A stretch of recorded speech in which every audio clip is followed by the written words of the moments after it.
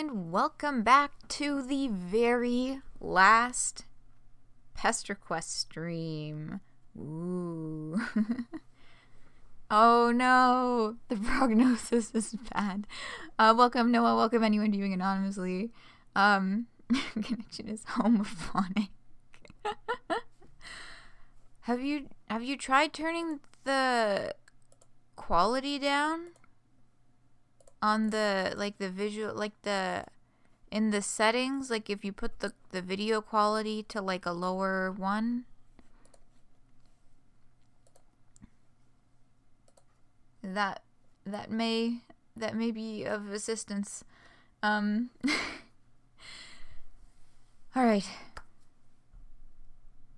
It is the final Pesterquest stream. This is the very last one, volume 14 with Dirk Strider, plus a little something extra at the end, as there was with Friendsim as well. No spoilers, of course. You'll see it when we get there. Other than that, there was a Homestuck Squared update. That's community news. But it's really this volume and the Homestuck Squared update. It's kind of it for community news.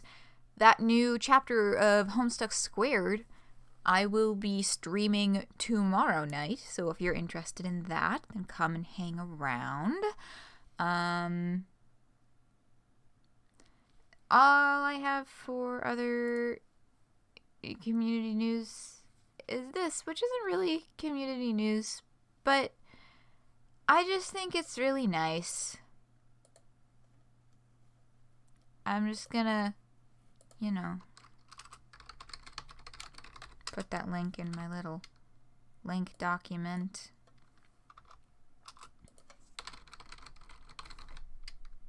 And just let that sit there for a hot second. Okay. Beautiful works of art. I especially appreciate the amount of effort that went into making the little leafy thing. And that's what's happening with Animal Crossing. Okay. I just really needed to share that with someone, so I shared it with you. You're welcome. Alright, let's switch over to game mode. Oh, get that off there. And open up Pesterquest.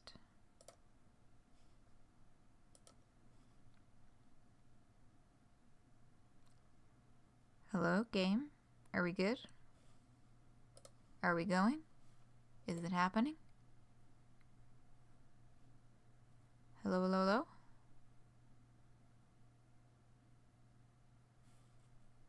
Oh, no. Whoop, whoop. I was just about to start fucking around with other stuff. No, it is here.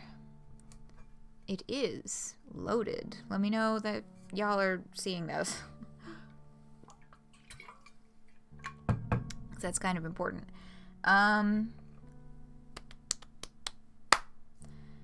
Okay. Might as well hop on in. Volume 14. Just go ahead now.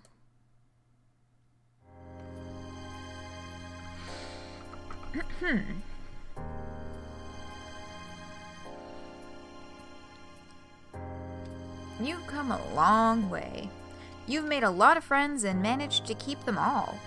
You're helping them grow, and you're growing alongside them, while also entrenching yourself in some ridiculous nonsense along the way.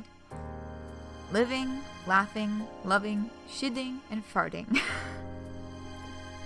It's like, second fucking thing in, and I'm already like, are you fucking kidding me right now? As is right and in balance. You think so anyway. You're still on the lookout for any specific bits of meaning to help nail down your sense of purpose as it careens every which way according to the whims of friendship and fancy. There is a natural flow to this all. Trolls in sets of 12, give or take, since some come in pairs as you think back to your first round of friends. Kids in sets of 4. You've had time to realize more about the Earths you've been hopping in between. A kid on one is an adult on another. Or on the other. It's been weirdly relieving seeing multiple versions of your friends. Not that you seem to be bound by any of the same rules that they are. It's just that, as someone whose self has been scattered to the winds of time, regathered thanks to Aradia, and is still not fully stable, it's kind of nice to see that it's not just you out there trying different shit out, self-wise. When you think about the last friend left to visit in this set, you can't help but feel a bit guilty. With everything Jake told you about him, and from what you know of Dave's bro, you're not exactly meeting him with a clean slate. You haven't let anyone else's complicated personality traits hold you back from finding a way to befriend them, though, and you're not about to start now. You'll find a way to make it work. God, isn't it fun having such a complicated and nuanced tangle of interpersonal relationships with your friend group? Isn't it such a delightful challenge? Anyway, the point is, it's time to go meet Dirk. Hi, Spectrum12. Yes, I recognize that username from comments. Happy to see you here. It's a pleasure to finally have your acquaintance. Is that worded properly? Y'all know what I mean. It is nice to have an interaction while I'm live, hanging out. Yeah. Welcome, welcome. We are just at the very tip of the iceberg of this wild fucking journey. I hope you enjoy the ride. So you go. You don't know much about where he lives, except that it's in the future, like Roxy, minus chess guys. You zap on over to what should almost definitely be the perfect distance from his door, and I think you can probably all see where this is gonna go. There's nothing there. There is a moment where you are weightless, suspended in midair like the cartoon Coyote Man, whose name you cannot remember, because suddenly you are plummeting downward and that takes all of your attention. From what you can see in flashes as you spin head over heels, the thing you are rapidly approaching is the ocean. Before you achieve game fucking over before you even begin, you stall yourself with a zap in and out of reality, appearing just a few inches above the water. You land with a delicate splash. Now that the imminent threat of death has passed, you look up. Metal rises up from the water in a towering scaffold. Dirk must live in the building up there. God damn it. You haul yourself up onto the janky platform at the corner of the scaffolding, a few above water runs upward, and get your shit together. It's not much to look at. You probably wouldn't even be able to spot it from a distance, but it'll do. In a minute, you can pop back up to the top floor, but you should bring yourself out first. There's a chair, which is weird. You sit in it. That was a slick fucking trick.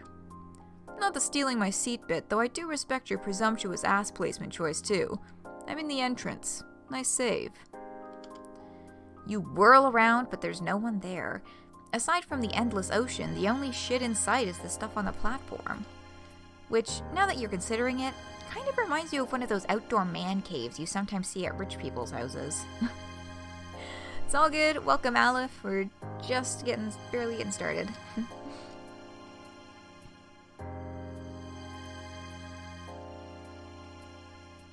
That part 20 out of 20 hurts, though. I know! It's the end, and it's so sad, but at least it's a very, very good end.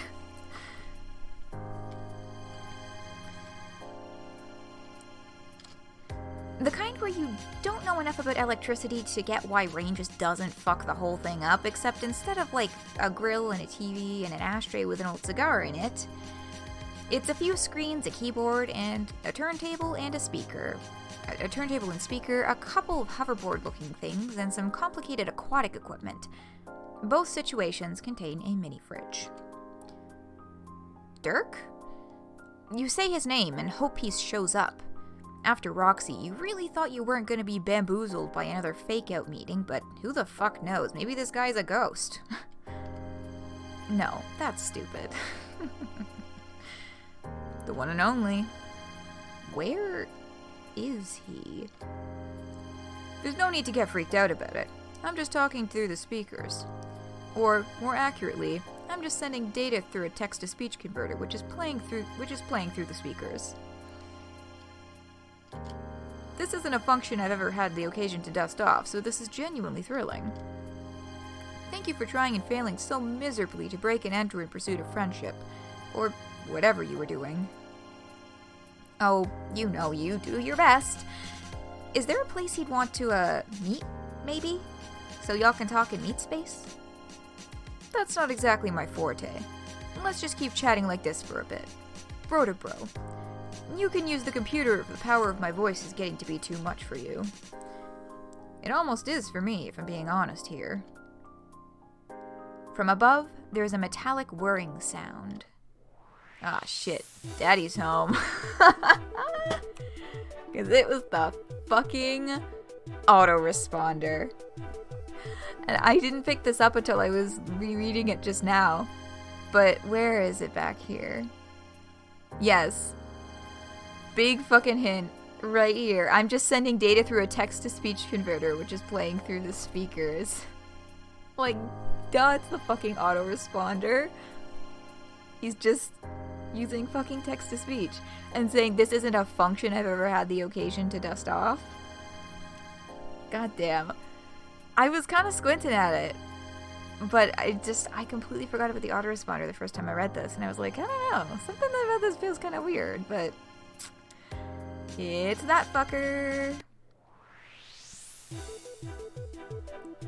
And we get, I believe this is Stress from Volume 9. Pardon me. Starting to play here as we get... You look up, and Dirk is rappelling down the scaffolding at an alarming speed. Here's our boy! Oh, these sprites are so good. The jig is up, so we might as well wrap this shit up. Dirk swings in, landing with both feet on the platform. He straightens and stares at you, chin up. Well, you think he's staring at you. He's wearing shades. What you expected. It's been real, and don't worry, I won't be far. That's not creepy and ominous at all. Thanks, autoresponder. Thanks, Lil Hal. Love it. I never am. Yup, just keeps getting better. Neither Dirk's hands nor his mouth are moving, but his voice is still playing over the speakers. Your smile is nervous and probably too full of teeth. What's going on? So you're the friendable alien I've heard about. I thought for a minute you already ate, but I see you Peter Panned that shit. Oh, ate it. Sorry. I thought for a minute you already ate it, but I see you Peter Panned that shit. I'm not unimpressed. He's saying this the regular way, with his mouth. It should put you at ease, but it does not. Does he not remember talking about that already? You tell him it's nice to talk face to face, since you thought he didn't want to a minute ago when you first met. Oh, that wasn't me. Oh, you thought... Whoa, wait, what? It wasn't? No, you just met a divergently evolved copy of my 13-year-old brain. The use of the speaker system is new, but it makes sense he'd up his game for interfering with relationships I'm busy forging in 3D. He's not happy. He's not happy with Lil Hal's little performance. I guess I should go ahead and be proud of him for it. Well, damn, okay, you guess you have no reason to believe that's not possible, since... Wait, did he say relationships he's busy forging? Isn't that your whole thing? I was under the impression that you were here to befriend me. My friends haven't exactly kept quiet about you. I just figured you were saving the best for last. Oh no, that's right. That is your thing. You just thought he might be more of a challenge. Wait, are you friendship negging him right now? Is that what's happening? How did it come to this? Well, hold on. Let's not get ahead of ourselves. Oh, this is great. Oh my god. Okay, then never mind. You guess it's working. Might as well roll with it. Don't half-ass this one just because I know the gig. I still expect you to friend woo the shit out of me. Blitz the fuck out of my friendship chakra until I see the universe's heart through its asshole and what have you. Buddy, you've been around the friendship walk a time or two. He has no reason to worry. You have full confidence in your ability to show him the friendship time of his life. Oh, I'm ready. I have a list of my deepest secrets ready to unload on you right here, right now, if you think you can take it.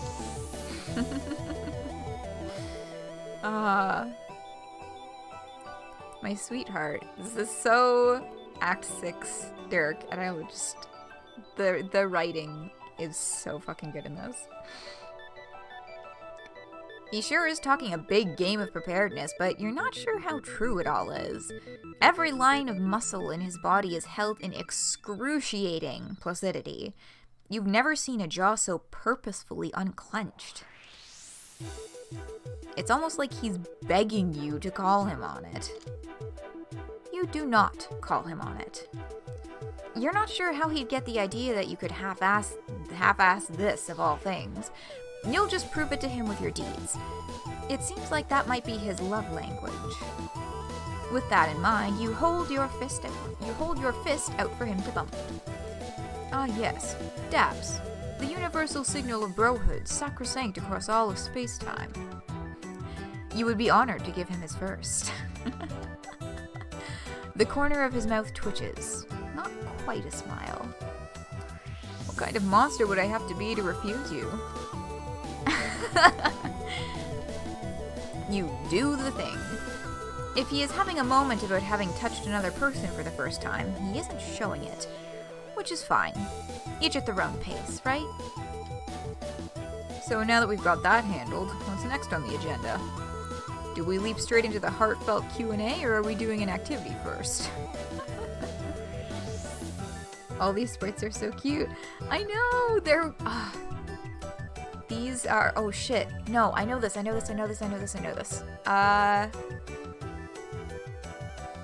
Gina? Gina Chacon?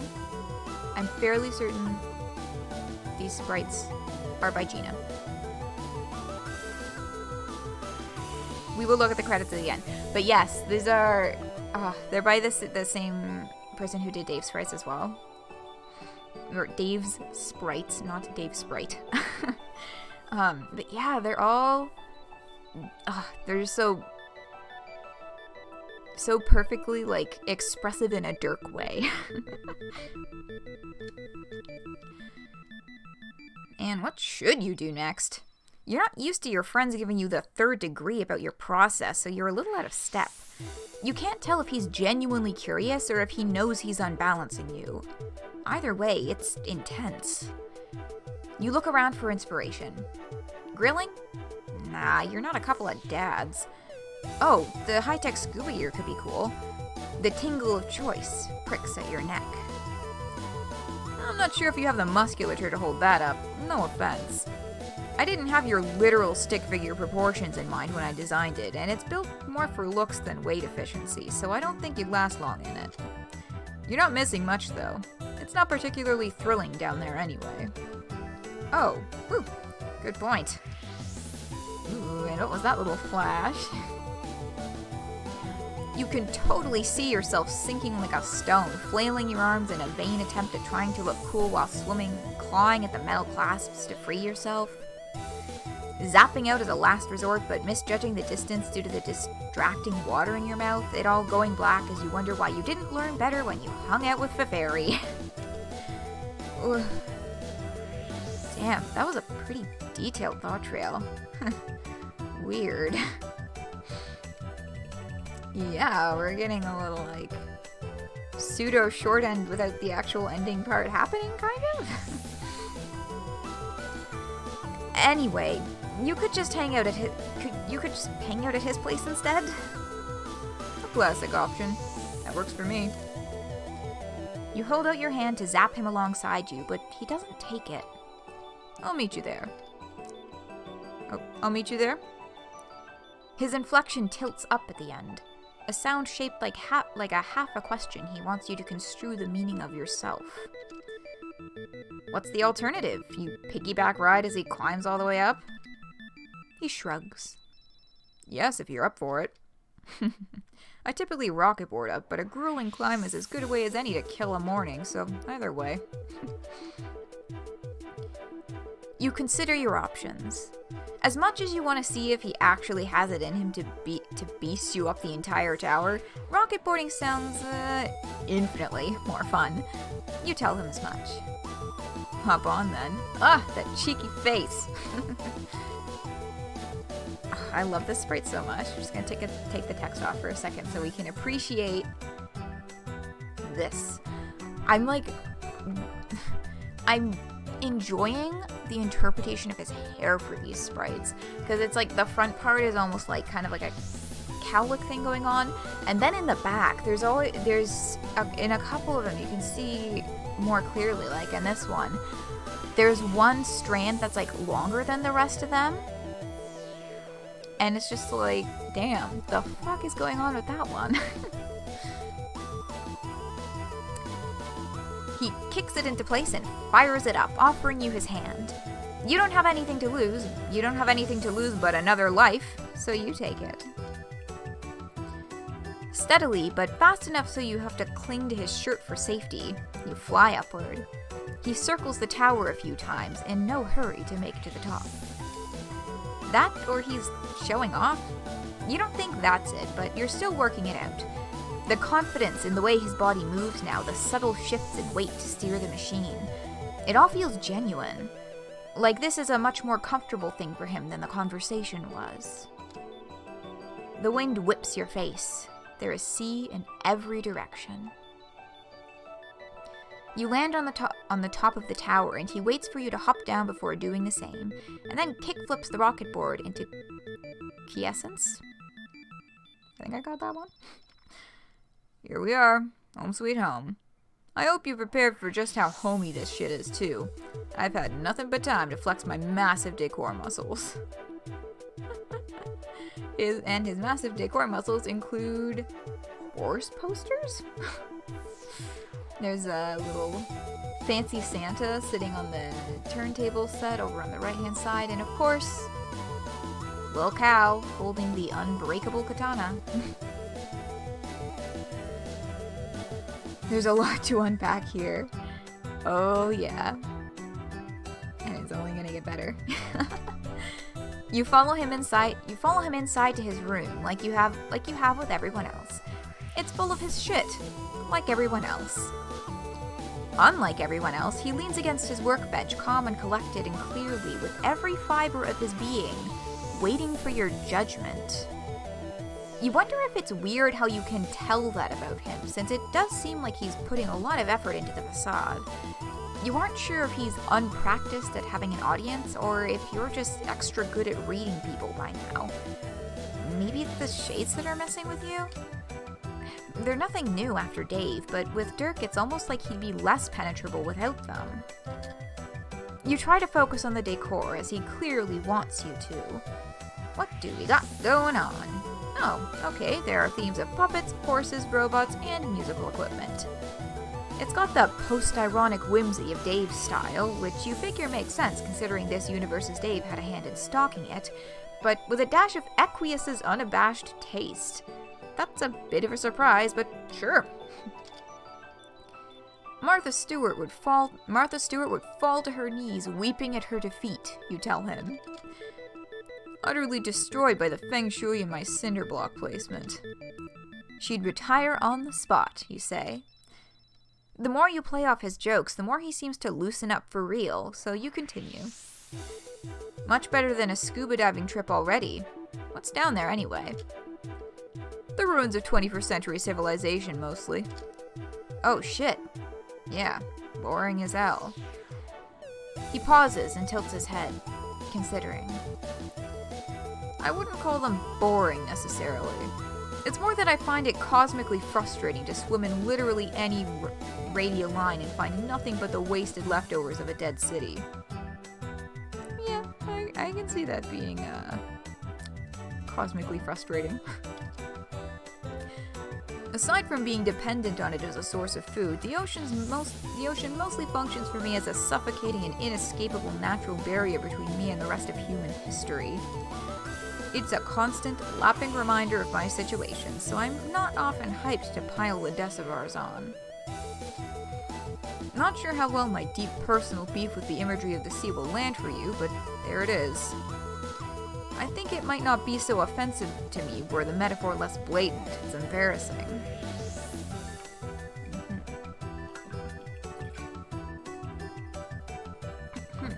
Just take a sip of water.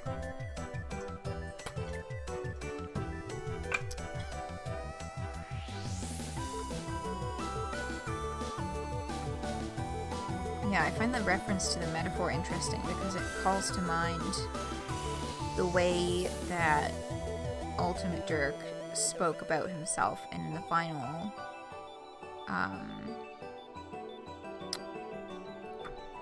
final chapters of the Meat epilogue.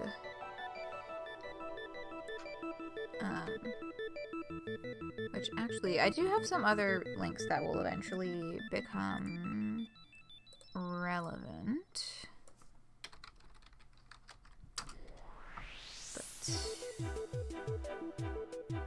Let me see if I can super quickly find which chapter that is. Shit. Where's the one that he monologues about things?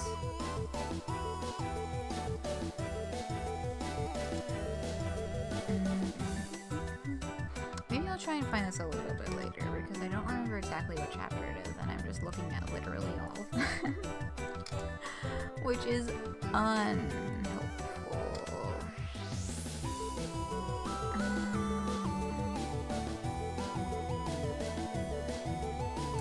Yeah, let me see if I can find that one in a hot. But, yeah. Dave lets crows in his room and Dirk, I guess, lets seagulls in. That's true, that is a connection between their characters, the different types of birds. Yeah, there's at least 3 that I can spot right now, for sure, in that background. Little seagulls. But yeah, Dave and his crows and Dirk and his seagulls. Although, yeah, I guess Dave and the crows gets played off of a lot more, both in canon and in like fan works I find. I don't find as many people referencing the seagulls and Dirk, but that's a really good connection to me. Anyway, there's the first of my layers off. Feels fresh. Let's keep it going. What else have you got? It's a little unsettling how direct he's being about the friendship building process, but it's not like you haven't been categorically pushy to achieve that title with literally everyone you have a memory of having met, so fair game. You're sure you can come up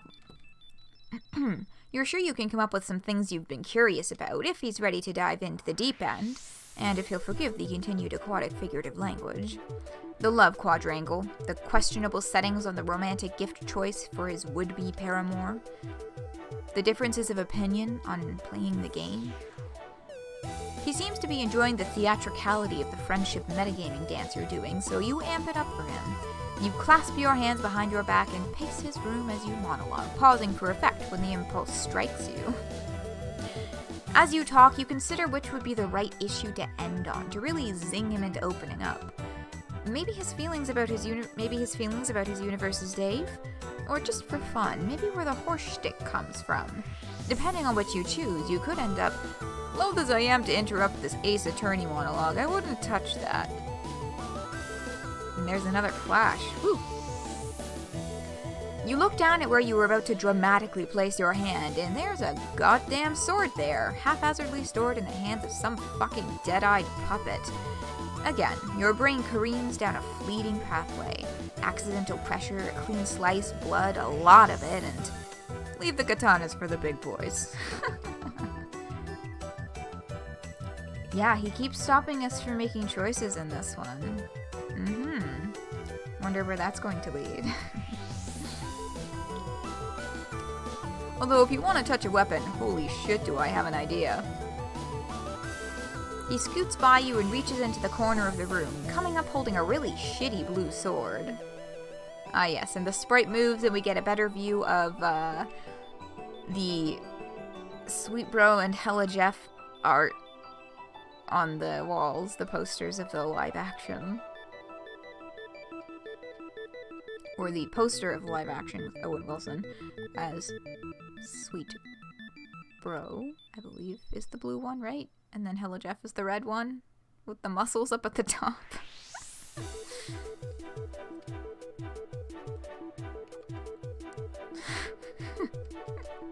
I fucking love this part. It's so ridiculous. Sword is a loose term, though, and honestly, holding is too. An object so shitty you can barely focus on it is sort of clipping through his hands. He holds it out to you as best he can.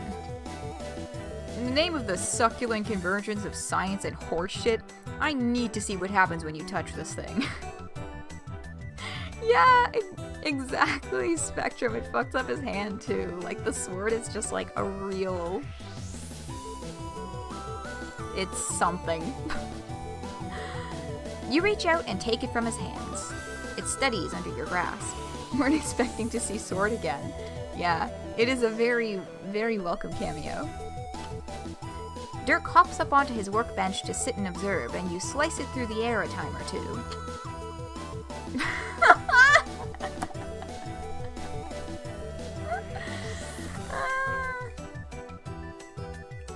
Absolutely goddamn incredible. This fucking sprite.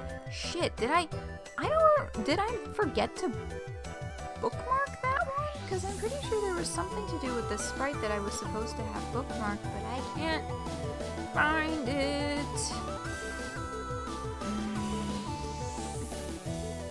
That's frustrating.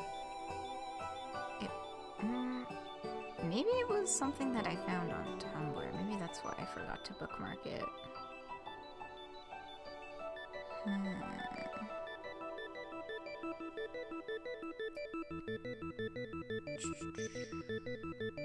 It's a comparison between this sprite and another face. Oh, yep. No, I found it. Found it.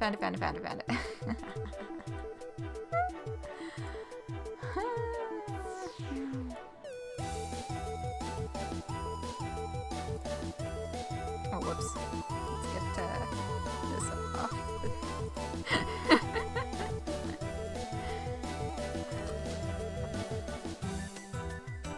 Of course, MSPA Reader is the only one who can use it, and of course it does that. Yeah, I know, right? It's fucking great. But anyway, this was the comparison I was looking for.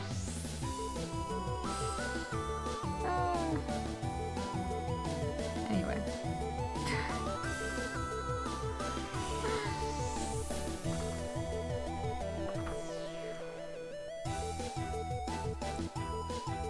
Absolutely goddamn incredible.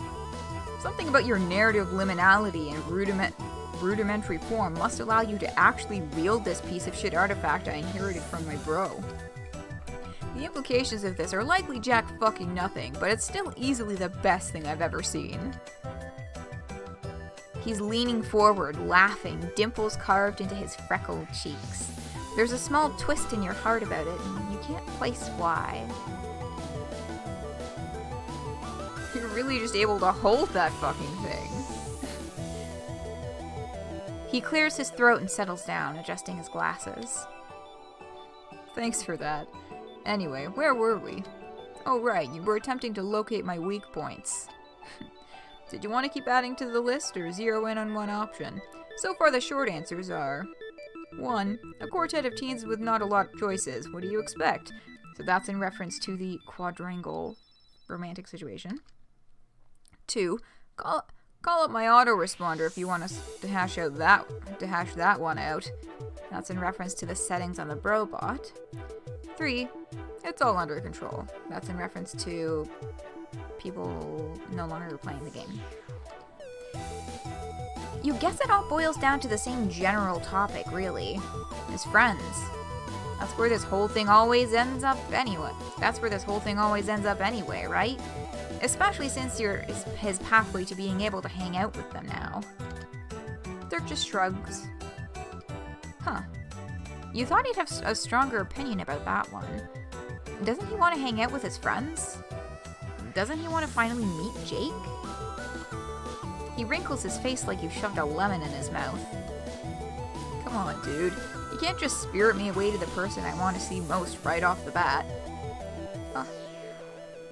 Cute. At least maybe try and earn it first. Not so cute. That's, not a healthy attitude to have about good things, that you have to earn them first. You can't just, have nice things sometimes because things are nice. Oh, there's a boy. He shifts his weight. The light from the window bounced off the choppy mirror. The light from the window bounced off the choppy mirror of the ocean is bright against his back. Does he have to earn it?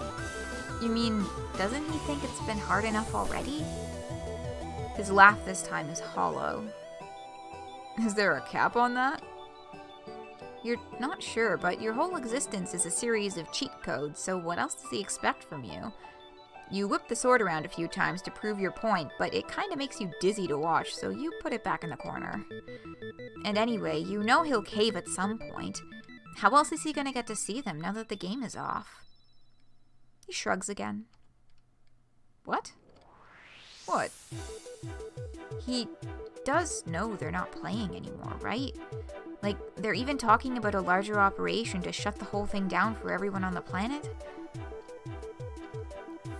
I know they think that's what's happening, but I'm not worried about it. They'll all play when the time comes. How in the world does he know that? Last you checked with any of them, they had all moved on. I haven't gotten around to convincing them yet. Mr. Machinations. But I will. It's clear that you spent a lot of time with them, but they're my friends too. I think I know what they'll do. His dismissiveness is raising your hard-to-raise hackles. That's not really the point, though, you say. Won't trying to get them back on board just amp up the conflict in his friend group? And more importantly, why bother trying to make that choice for them? He doesn't even need the game anymore. You can just take him to see them. He can skip the machinations and just, hang out with his friends without having to prove anything to anyone. It's easy. The slight tightening of his eyebrows is the only thing that shows his frustration. The rest of him is still. The vowels in his drawl are slick and sharp, black ice on a curved country road. It's not that simple. Do you think I don't want to see him? Do you think I tear off a single page of my Sweetbro and HelloJeff quota day calendar without thinking about that? There are a lot of cards in a lot of hands here, which I'm not sure you're truly appreciating the importance of. I can't just fold mine and hope your shit works out instead. Things are in motion. Things have been in motion since before I was born. You can't just stop them without massive fallout. Yeah, you're not saying you know all the answers, just that you know some of them, and you feel like he could trust you a little bit. He looks at you like you slapped him. Trust you? Well, yeah. A weak puff of air leaves his mouth as he shakes his head. This entire morning has been an exercise in trust. Has it? Dirk is still for a minute. He's probably still staring at you behind those shades. When he speaks again, his voice is steady, but the room is heavy with every ounce of tension he's suppressing. Okay, let's sketch this out. What are the parameters of vulnerability that would count if the ones I'm extending don't? What's that point there? You were just freewheeling there, but you guess you gotta come up with something concrete for him. Okay, how's this? He does all this dangerous scuba diving and sword fighting and rocket boarding shit that could go sideways at any moment, but he wouldn't even let you zap him. Here's an example. Okay, yes, that's true. I want to be the one in charge of endangering my own life. You got me. But trust isn't only meaningful if it's given completely or in terms of physical safety. I'd been preparing myself for this, for you, ever since I heard you were making the rounds. I was ready to... He trails off, shaking his head. His wordlessness seems to frustrate him more than anything you've said. He seems really unpracticed at getting riled up, and you wonder how often someone pushes his buttons like this. You're not really sure how the two of you got to this point. Argumentative isn't your main mode either, and you can tell you pushed too far. Never mind. Here. He hops off the workbench, rolls his shoulders, and grabs your hand. Do it. So before I keep going, I just gotta say, I feel like I kind of feel him on the point about trust. Because, like, you know, just because, hey, maybe he didn't let MSPA Reader zap him earlier, or maybe he doesn't trust MSPA Reader's plans that about, you know, the game not happening anymore, but he still let them into his house. Like, that's a big, you know, that's a pretty big trust action to let someone into your very personal space. You don't ask where. You pick somewhere close by, but scary enough for his thrill-seeker ass to feel like it was worth the effort. The air up at the top of the tower on Dirk's roof is calmer than you'd have thought it would be. He drops your hand and steps back, leaning against the landing. Before falling again. Yeah. Thankfully, they're chill this time.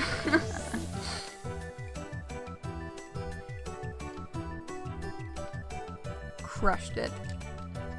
See, sometimes trying new shit and trusting people with your well-being can be fine.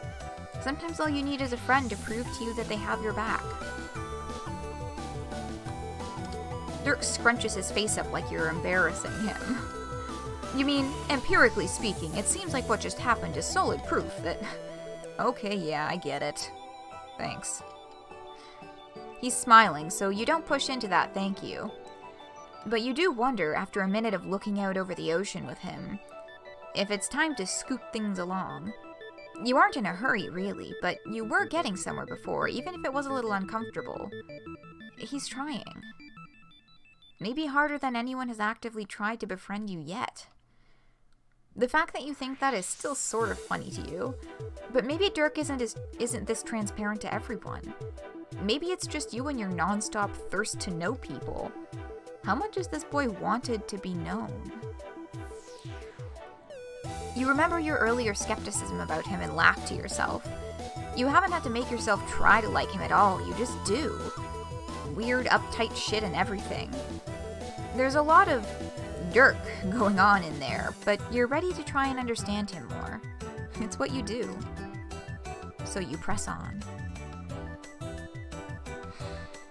It's 15 minutes early, but we're at a decision point, so I feel like this is a good place to pause for 5 minutes before we continue going. Also, just because I know this is going to be a long one. Fair warning to all of you as well. This is going to be a long one.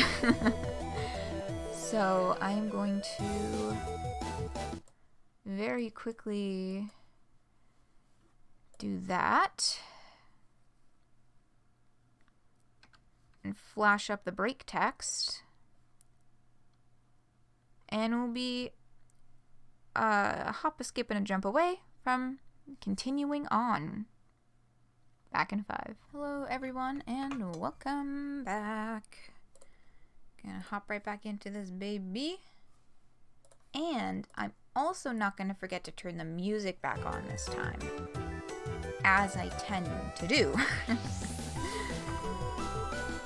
Here's the gorgeous soundtrack once again, and we're at our first choice. Which, of course, as usual, means we're going to be getting that short end out of the way first, so I'll just grab the reins and, neither of them are working. And what's this? Holy shit, this is excruciating. I keep thinking if I ignore this bullshit, it will sort itself out, but Christ. I don't need to see this. No one needs to see this. What the fuck? Huh? Wait, can he not hear... You've stopped the choice train once before yourself, but you've never been interrupted by someone else. I thought we were having a chill bro moment until just now. I have no clue what you're talking about.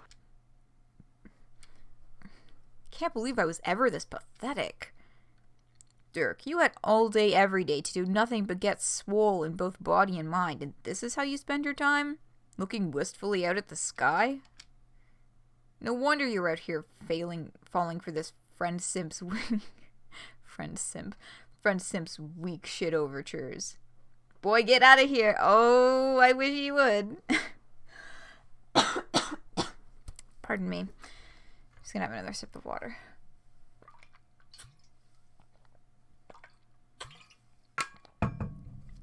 There's like a part of me though that's just seeing all this like horrific self-deprecation and just being like, this is what he thinks of himself. Like, God. Friend simp, remember when calling all this friend slut? True. Y'all, I don't know what the fuck a simp is. I'm gonna be straight up. I have seen it in places. I have seen it used in sentences. I have a vague idea of what that means. But I could not explain it to you if you asked me to.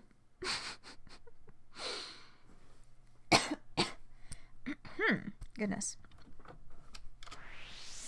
Oh my god, what? Once again, you find yourself looking around for a Dirk who is nowhere to be found. Regular Dirk, who you were finally getting somewhere with, is looking at you like you've lost your last marble.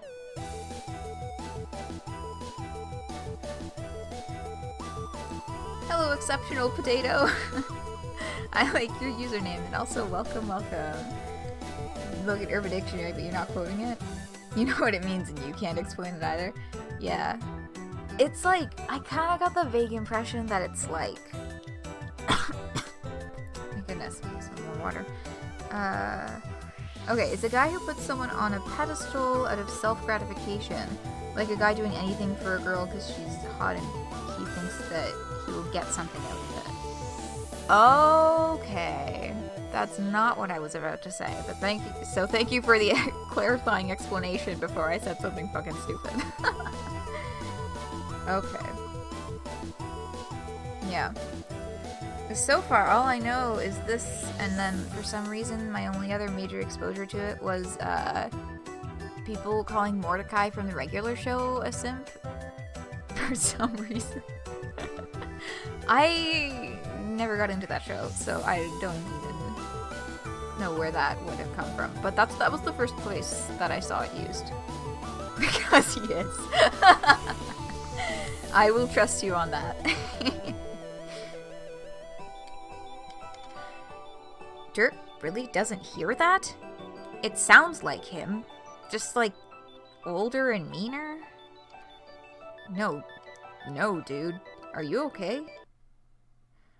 Fine, if your mere little brain needs me to assume corporeal form in order to process this, I'll do it.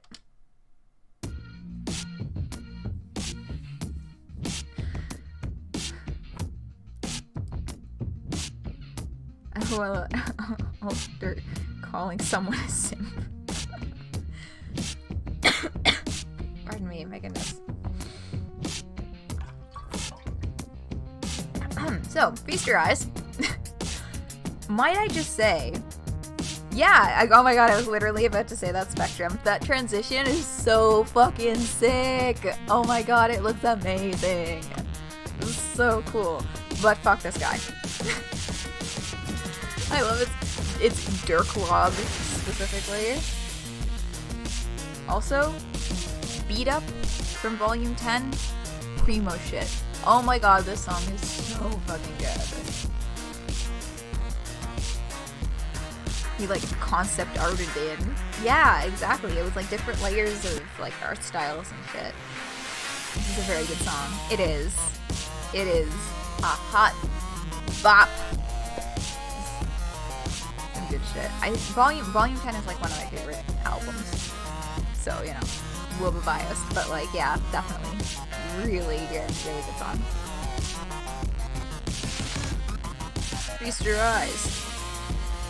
Holy shit. My goodness. Holy shit. What's up, Dirk? I'll get to you in a minute. I have to deal with this little meddler first. He turns to you and you step back reflexively. Your eyes flick to your Dirk, who is staring, mouth slack, at his older self. I've let you piss around for far too long. To be fair to myself, which is important, I have had a lot on my plate. Creating a whole species from scratch isn't child's play. So I let this go on, figuring you'd fuck up and die for real. But you keep coming back and it's getting out of hand. So the plan is this. Let my man Dirk do his thing. You fuck off and let people live their arcs. I clean up your mess and then get back to being God, while this timeline continues on as it's supposed to. Love all the music in this volume? Oh yeah, for sure. You know, we got, like, Stress in the back, and some good shit, and we got some beat up, and then we got mystery tracks that you will hear a little bit later. Ooh.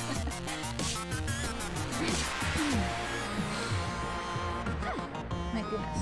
And have some more water.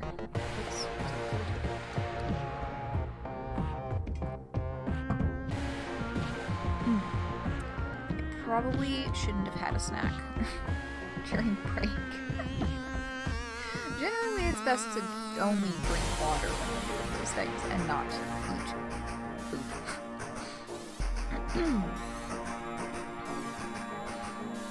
You're still in shock that he actually made an appearance.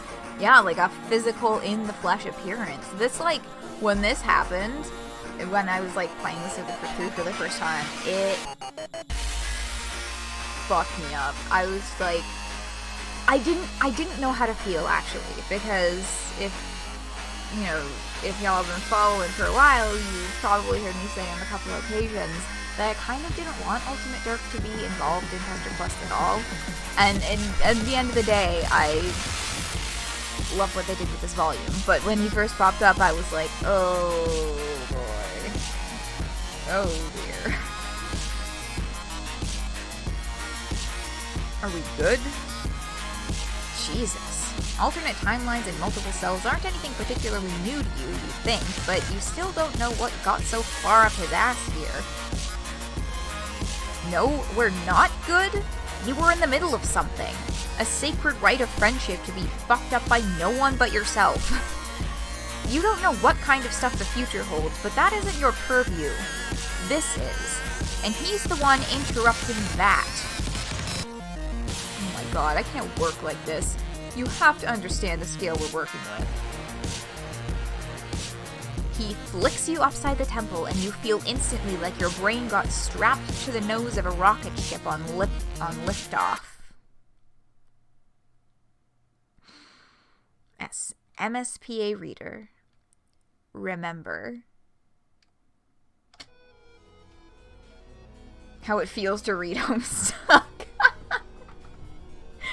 That's so true, though. You see a young man standing in his bedroom. Wait, you know him? Your eyes roll back into your head and you feel his story rush into you, panel by panel, page by page. Some of it you remember from when you were trapped in Doc Scratch's apartment, and other stuff is newer. Raw and sweet and sickening. Honks and caws and glubs and bluzz froth together in a synaptical transmutation of an unholy cultural zeitgeist that jolts through you like light, blasting down your cerebral cortex and out through your clenched teeth. When it's done, you collapse to the floor. Oh, fuck. You remember it. You remember Homestuck. it's also fresh, too. So many of your friends dead. Some of them more than once. Shit. Dirk! You open your eyes and Dirk is standing over you, his hand on your shoulder. You binging the whole comic a few years ago. Yeah. Very intense brain zap, and then it's like, whoa.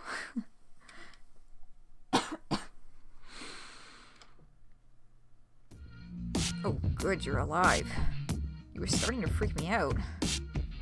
Almost as much as shredded and deranged me over there is freaking me out, but let's just take this all a step at a time. Anyway, now that you're up, what just happened? Future me was being a real cryptic dick when you were conked out. Patience is a virtue, Dirk. I just had to get our time-traveling buddy informed first so they can make the right call. Shit. Okay. You don't even know where to begin. You look at Dirk's face, not even trying to hide his concern for you, and holy shit, you care about him. Question, have any of the 20 characters in Pesterquest died less than 2 times?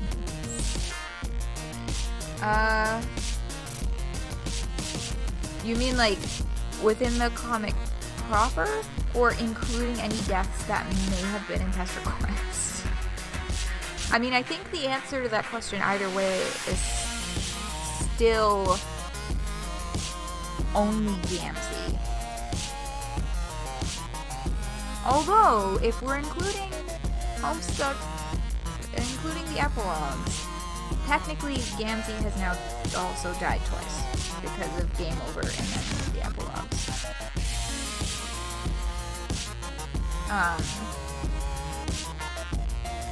Game Over, yeah. So I guess technically the answer is no. None of these people have died less than 2 times. I don't know. I'm trying to think if there's someone who even died just 1 time.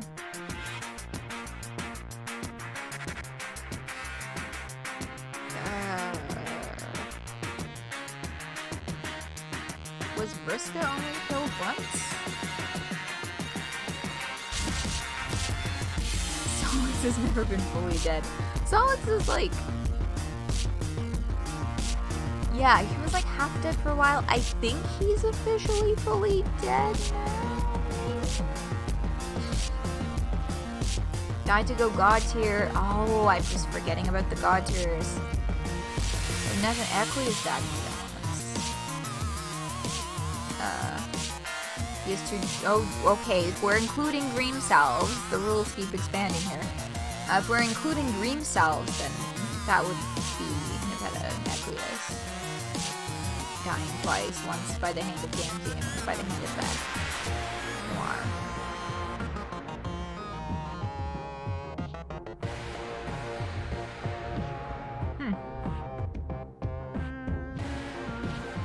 So, why wouldn't we include Dream Cells?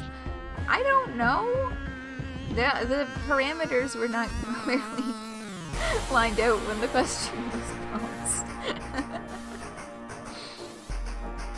But yeah, there's God tier ghost Solix with burned out eyes in one panel and crossbow ones. Oh, cool. Yeah, that's fucking neat.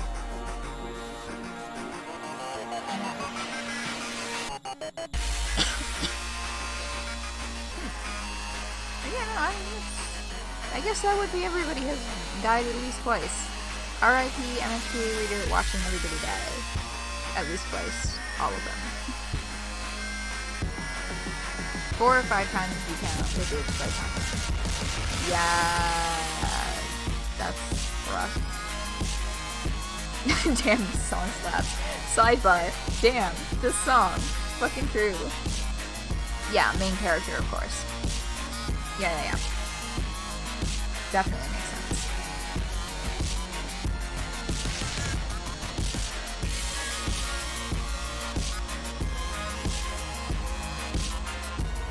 You kind of tuned out of it and then you tuned back in at the bumper part? Oh, yes. You cared about him before you knew every tiny fucked up detail about his life, and now, with a reminder of where his story leads leaning smugly against the railing, you find you still do. He's intense and pushy and profoundly complicated, and right now he is helping you to your feet, his hands steady and firm on your back as you find your balance. You look back and forth between the two of them, trying to organize your thoughts as Dirk waits for you to respond. This isn't as simple as an evil Dirk and a good one. If you've learned anything from your travels, it's that everyone has the capacity for hurt inside them, and everyone has the capacity for love. It's just a matter of proportion, of choice, of circumstance, of time, and if you're being fair, of interpretation, too. Wonder if MSPA Reader remembers the epilogues? Yeah, MSPA Reader does remember the epilogues. That was implied in the line where he says, you know, some newer, what is it, some newer,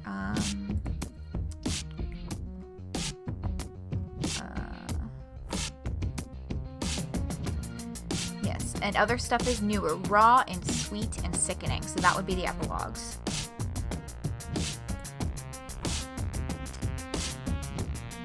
Best fucking line in all Pesterquest.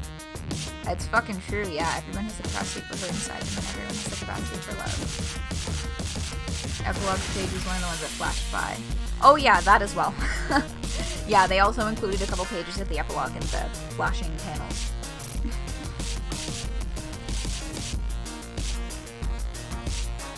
A part of you wants to just grab Dirk and run, to save him from the trajectory he's on. But then, if you claim that level of control, are you really any better than Ultimate Dirk is himself? Who the fuck are you to make these choices for other people? What gives you the right to wrench canon from the people it belongs to? The people it is about? Why does it always come back to you, making a fucking choice? Go ahead and answer him. I'll correct you if you get anything wrong, don't worry. Well, you bet he fucking will, you say. No doubts there. You pause your internal debate, take a deep breath, and explain things to your friend.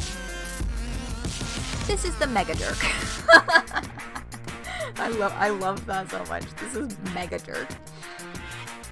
You like how Beato's tone switches from dark and overpowering to inspiring and determining as the scene goes on. Genuinely incredible song choice. Absolutely. It was so perfect for this moment. Such a perfect theme for Ultimate Dirk.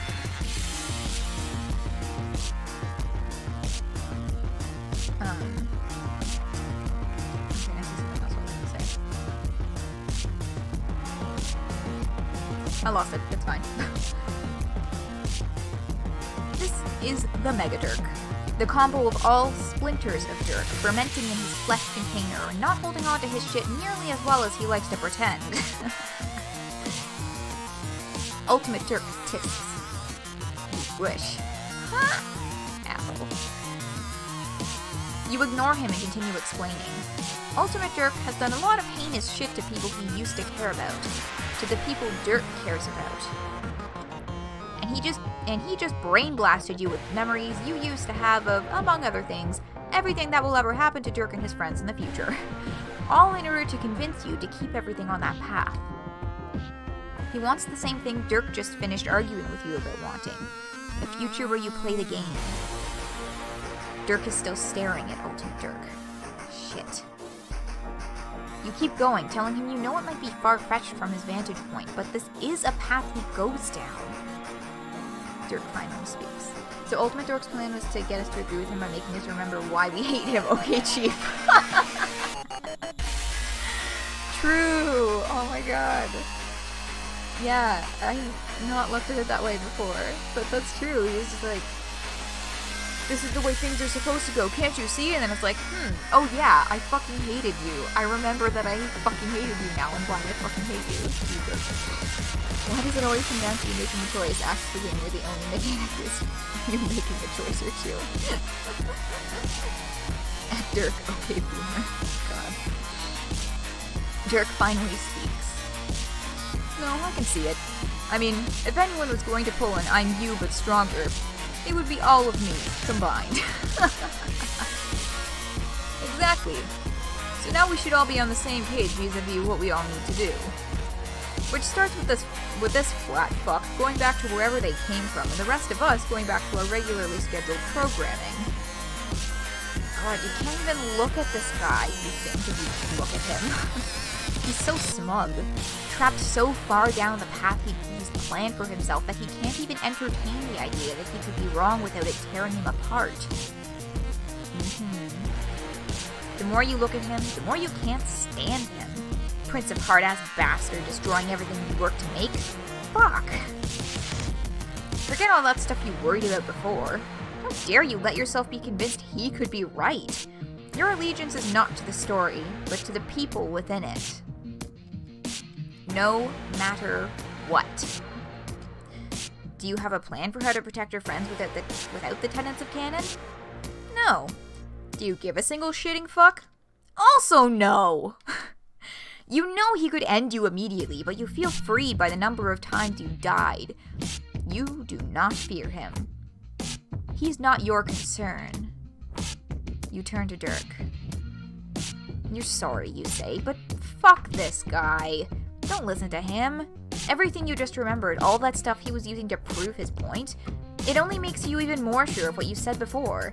That Dirk can still be happy without all that.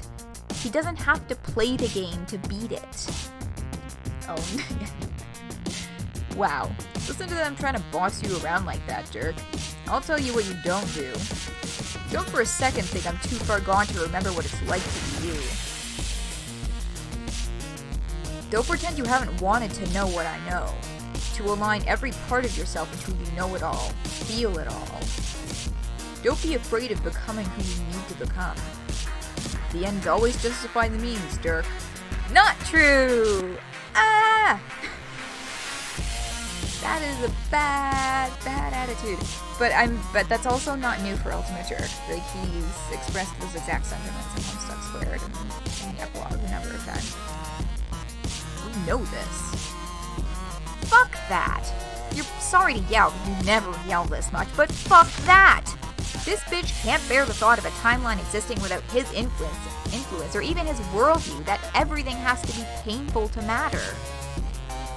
Things are already painful enough. He doesn't have to work overtime to create more pain just so he can feel like he's in control of how much punishment he gets and how badly he deserves it. I'm just giving snaps to that because that's a good fucking line. Like, Lalo Hunt wrote this, by the way. Lalo Hunt is the writer for the Dirk Root, and just like, tapped like directly into the core of his character. So,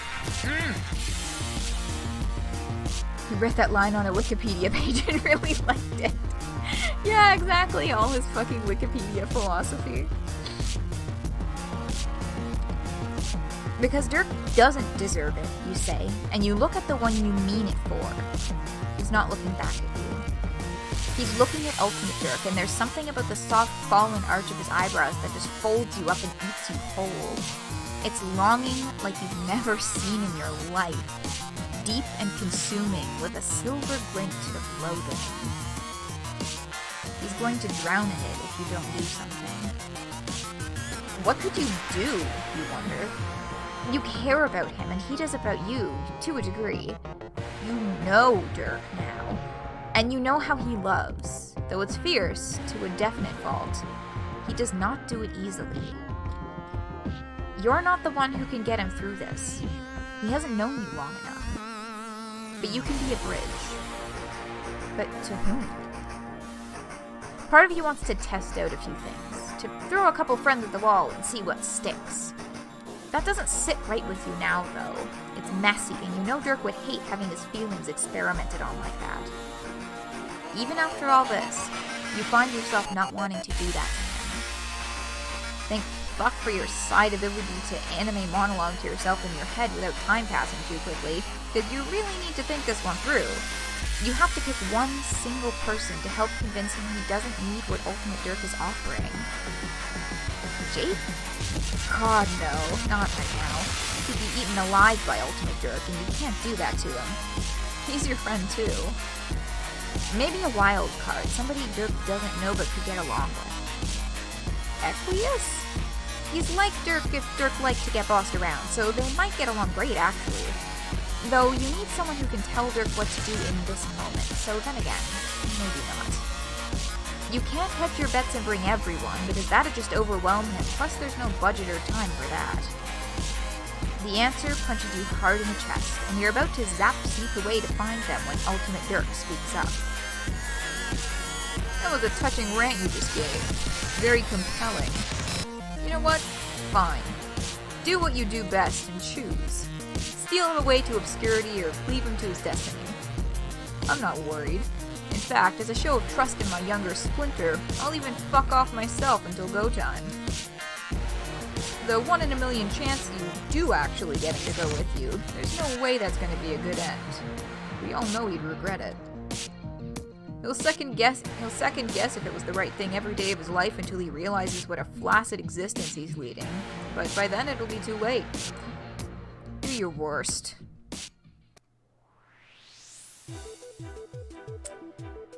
Woo! There's a jolt, and then he's gone. There's a beat of silence where you try to work out how to act normal now that you know what you know, but thankfully, he speaks first. Are all your hangouts this buck fucking wild, or did you really pull out all the stops for me? Aw, you're the last volume, you're special, Dirk. Well, you were just about to pull out another when Ultimate Dirk just blasted off like that. It's not too late, though, if he'll agree to at least hear you out. Well then, by all means, continue pulling. Let's see where this shit takes us. You'll be right back, you tell him. I'll be right here just chilling and contemplating existence and my place in it. No worries. And we have what appears to be Earth C. The zap this time is even more disorienting than your sideways universe zaps. You know why though, since you know everything. You're not sure you're supposed to be here, but Ultimate Dirk already accused you of fucking shit up, so why not fuck shit up a little harder? You want to go pick up this person, and specifically this version of this person. The version you made friends with already isn't ready to meet Dirk yet, probably, but thanks to your recent mind freak, you remember that this one, having lost his Dirk, might be a little more interested. Which means, first of all, we are specifically in the candy timeline, and second of all, the person we are meeting is Dave.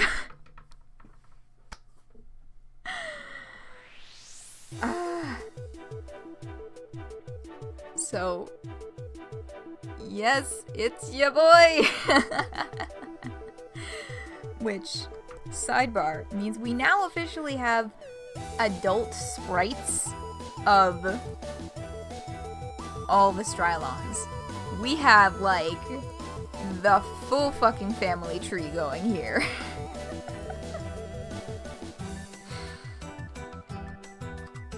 Which I think is a very beautiful thing. Yeah, his fucking hoodie! But yes, a full ass family tree going.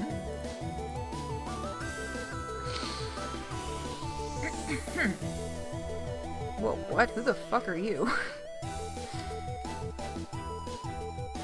Okay, that answers that question. You guess you've fucked things up to the point that the candy timeline is not the same as the one you were making friends in before. This is probably the stuff Ultimate Dirk is so bent out of shape about fixing. Well, it is what it is. Dysfunctional family photo, yep. You didn't have time to come up with your elevator pitch, but you work your best at full power to empathy, so at full power to empathy, 0 to planning, so here you go. Hey, you tell him. Sorry to intrude, but you have a pretty big favor to ask of him. You know he doesn't know you, but you know an alternate version of him that lives outside canon. You met and went to Olive Garden and made friends, and you promised you're legit. Bro, you said Olive Garden, you got me. No, you were not in the candy timeline before in Pesterquest. Maybe that was a theory, and maybe that's why they made specific reference to specifically saying that this is not the same timeline, but I haven't seen that theory anywhere before, but we're not in the candy timeline. This was like, he has once again hopped timelines and universes over. He doesn't even have to finish, and Dave's just like, Olive Garden. We good. That's like a magic word to get me to trust you implicitly. Don't spread that around, though. Also, you look like someone ironed the mayor, so that's like 1,000,000 more points in your favor. And I am doing dick else that's useful all day. Or any day, to be real with you. So what's the favor? Okay, whew, great. The favor is that you need to borrow him for like a quick minute so he can help you have a conversation with your universe's Dirk. At the sound of Dirk's name, he goes still. See, Dirk's convinced he needs to take the advice of yet another universe's way shittier Dirk and retcon your whole friendship mission so that they can go off and make canon happen, which ends pretty badly for a lot of people, your friends, involved. And now that you know that, you really want him to just side with you and let everyone chill and hang out and live their lives, and you're not sure of all the details about how that will work yet, but the point is that Dirk, I'm in. Great, sick, yes, okay. This time is not just something I forgot. I know that feeling. Sad for Dave. This is post-funeral. Yeah, this is, post-funeral candy timeline, Dave. You take his hand, and off you go. When you pop back, Dirk is standing out how he was when you first met him, casually braced for emotionally fatal impact.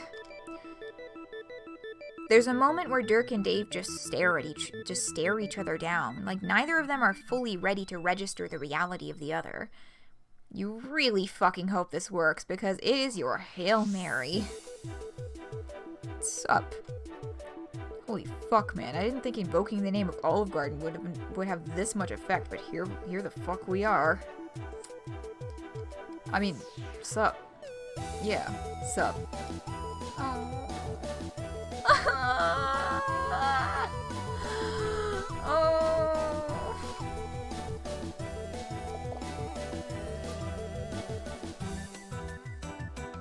Oh my heck, that's so cute. Yeah, it's fucking heart-wrenching, because, like, duh, knowing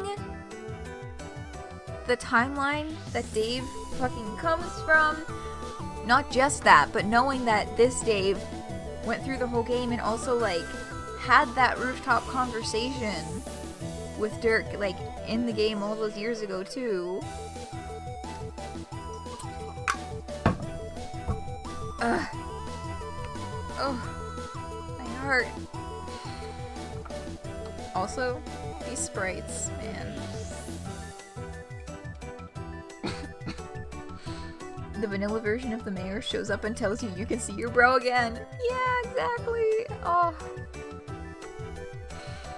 Dave pulls him into a short, back-thumping bro hug, which Dirk weathers like a wet cat not trusting the towel to dry him off. So. I'll be real with you, we've already had a version of this first meeting convo, and we use like a lightning round conversational mechanism to get shit poppin'. But I get the feeling we don't have time for all that right now, so I'll skip a few steps for you. Our little mutual friend here says you got options. Well, they seem to think I do, but I'm not convinced. Do you have opinions about it? Sure do. I'd do anything this little pal suggested after what they just did for me, but like, what's even the situation? Yeah, Dave is like, you can really feel it's like, even though it's mostly subtext, you can really feel how grateful Dave is for this opportunity. They don't want you to play Spurb and some other you does.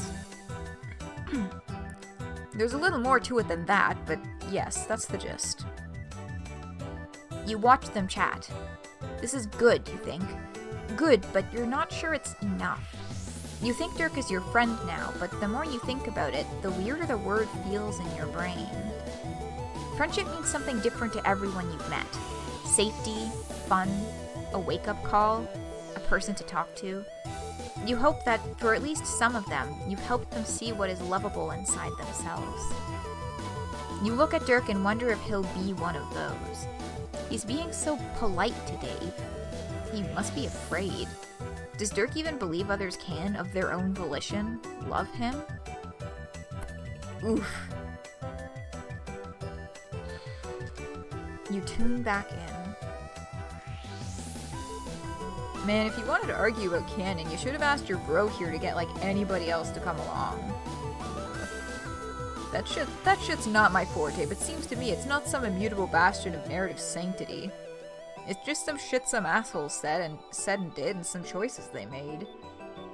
Okay, well, if I don't follow the plan, beat the game, and get to where you are now, how do I know my choices will still matter? I don't know, man. You're not in my timeline anymore because of a choice you made a while back, so my mileage might vary a bit. Dirk shifts backward. You wish he'd looked more surprised about it. It's just emotional hit after emotional hit.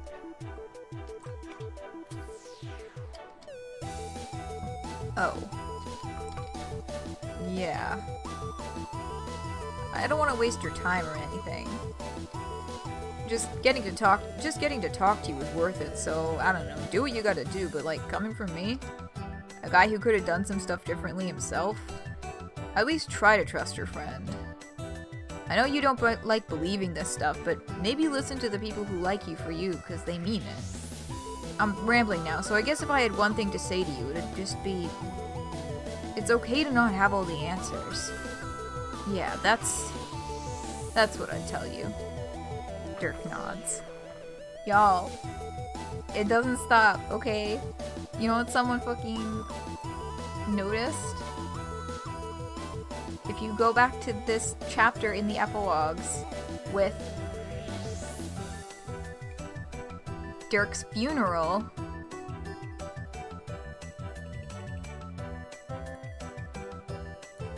right here, Dave, it's okay to not have all the answers.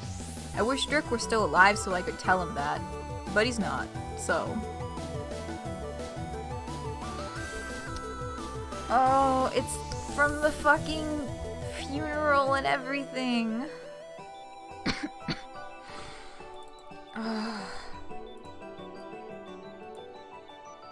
Directly from the fucking funeral.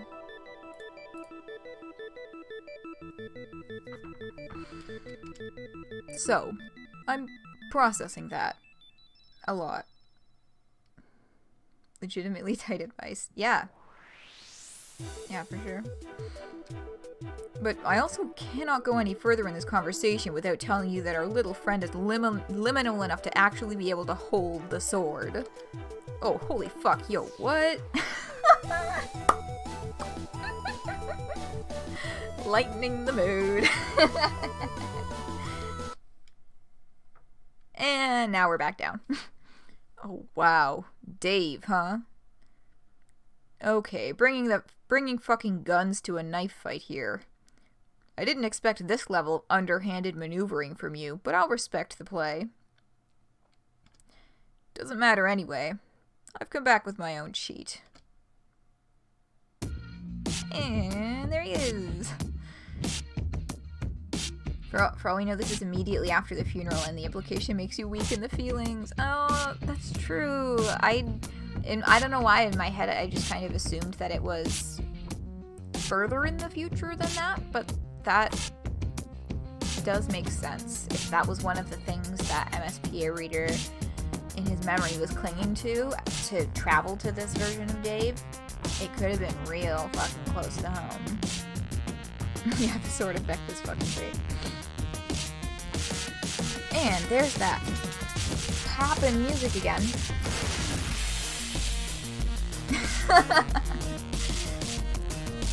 Sorry for the delay. I had to deal with some shit on my end. New plan. Forget us all going our separate ways to fix shit. Dirk, you're coming with me. So, we may or may not see reference to this volume at some point in one of the later Dirk chapters of Homestuck Squared. Can't be too far in the epilogue because Dave joins the fight and spends his time out in the boonies on DS missions and then turns into a robot. That is true as well.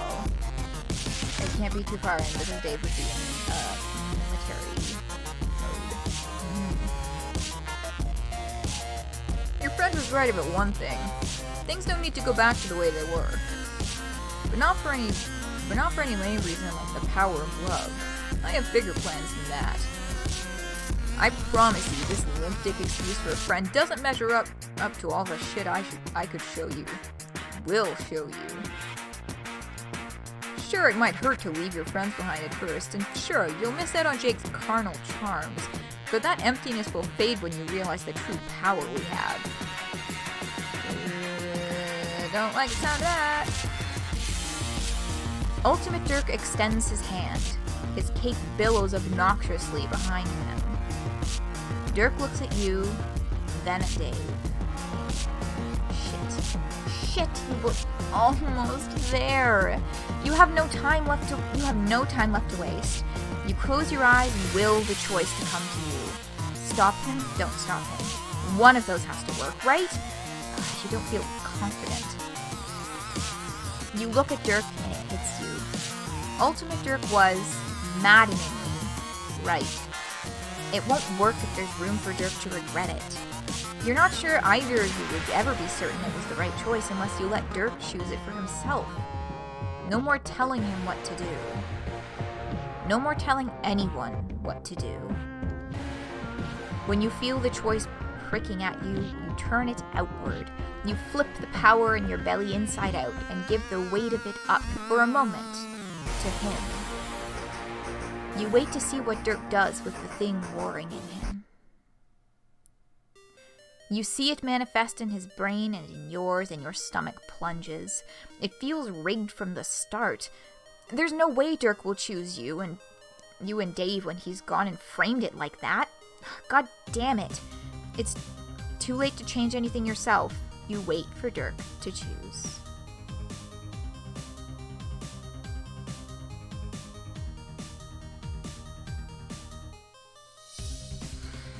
And it's once again a little early, but these choices will lead us down another long conversational pathway. Fair warning. So, we're gonna take another early 5.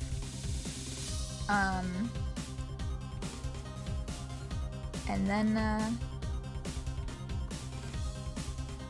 I know I usually like to hand second choice over, but, yes, Unite Synchronization! I almost forgot to mention the music changed to, and of course, this being associated with a flash where Dirk took control of a situation and did badass things makes it an amazing choice for music here. It's not just because of the badass fucking song. But yeah, we're gonna take 5 here, and then be back. So, let me just go whoop, and 5 minutes on the clock. We'll be right back. Hello, and welcome back. You're almost to the part where you had to stop. Ooh, okay. We're going to be in some new content then. This route is wild so far. You're here for it. I'm glad you are here for it, because it's only going to get wilder. Okay. Sound back up. Okay, so we need to choose these in a particular order. So, unfortunately, I can't toss this over to chat. But let's just see how this goes. Trust yourself. Dirk turns to you, apology already on his face. No. No, no, no, no. You can tell where this is going, and you hate it. So, it's not you, it's me. Is levity helpful? Probably not, but I'm doing my best. It's not that this hasn't been a good time. I didn't expect to achieve this level of metatextual mind freak during our hangout, but I've really enjoyed it. This is a day I would not have thought was possible. He stops to hold his fist out to Dave, who, after a pause, bumps it with his own. He must know, too. He turns away. Everything Dirk is saying feels forced to you, like he's trying to convince himself as much as he is you. Still, you know you've lost. And I have you to thank for it. I'd go so far as to consider you my friend, even. And if you frame your relative success or failure on having formed a friendship, you can call this a good end. But he trails off, turning to walk towards Ultimate Dirk. As much fun as this was, this is me we're talking about here. There's no contest. I have to know. It was always gonna be you and me, Dirk. The two of them stand side by side, twin smirks on their faces. Dirk's is almost believable. Goodbye. You curl up into yourself, a hunched ball on a tall tower on a single apartment in the middle of the sea. Your brain disconnects from the sounds of their conversation, of Ultimate Dirk's likely victory monologue, and the static of their exit. You cry into your shitty little stick hands because you thought you fucking had this one, and somehow it feels weightier than the loss of just one friend. You feel like something bigger and more beautiful than you thought possible was at your fingertips, and now it's gone. So this ending with Ultimate Dirk taking off with a Dirk, there's also been some ponderances of whether or not we will see this Dirk in Homestuck Squared. You really want to know the canon implications of a little teen Dirk suddenly being in Homestuck Squared? You're actually kind of down for it. Yeah, that's precisely right. We may or may not see this version of Dirk make an appearance in Homestuck Squared. You come back to reality at the warmth of Dave's hand on your shoulder as he crouches down next to you. His voice is thick with tears you didn't even help him through crying. Hey bro, I'm sorry. I don't know how much longer I can chill here. Like, emotionally. Can you take me home? Abandoned at sea. Kinda worried that Ultimate Dirk just, absorbs him. Definitely a possibility. But, oof. That is a rough one. But hey. Let's see what happens.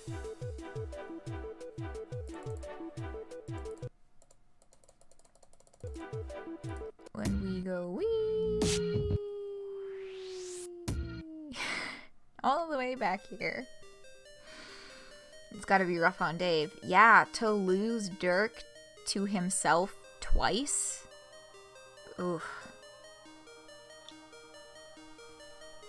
And have a sip of water. And then we're gonna go the other way.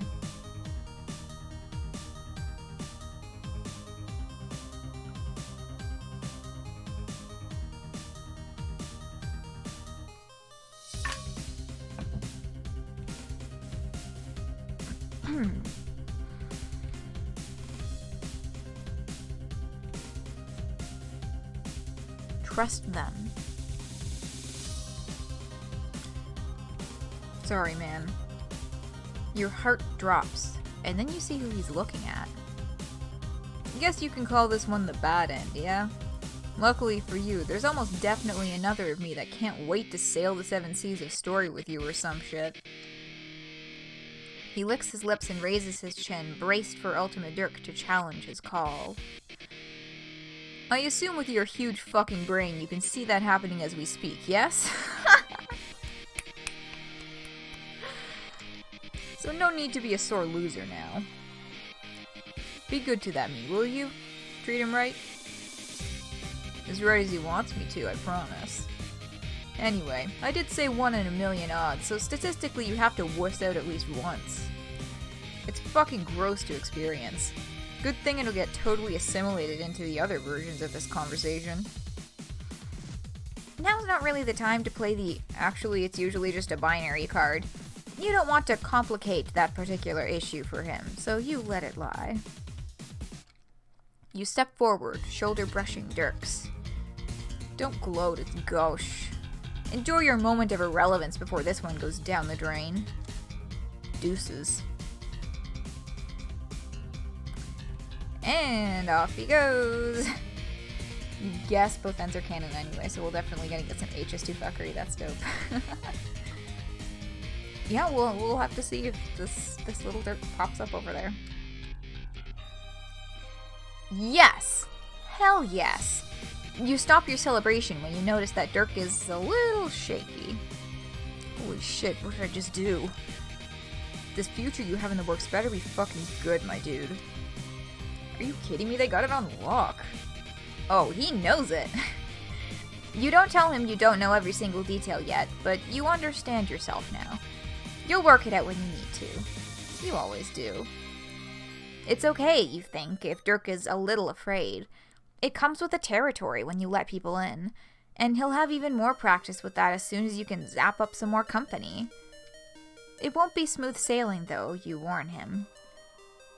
As long as we move past the sailing metaphor, you can jack that difficulty level up as high as you like. Oh, are we anti-ocean here? Oh yeah, extremely. Fuck water, am I right? Dirk turns his head slightly, and you know he's looking at you. He smiles, and you know he gets it. It's not about this being the real timeline or the fake one, the hard one or the easy one. It's about it being his, if he wants it. Which you realize as you watch him turn back to laugh along with Dave. He does. Victory! Or maybe not! The air between you and the two of them opens up like a wound in the universe, and you feel yourself being pulled towards it. You hope that something good can come of this. He's roughly the same age as the other kids so far on the candy side. Sore loser much go away. Yeah, he can't just let it be.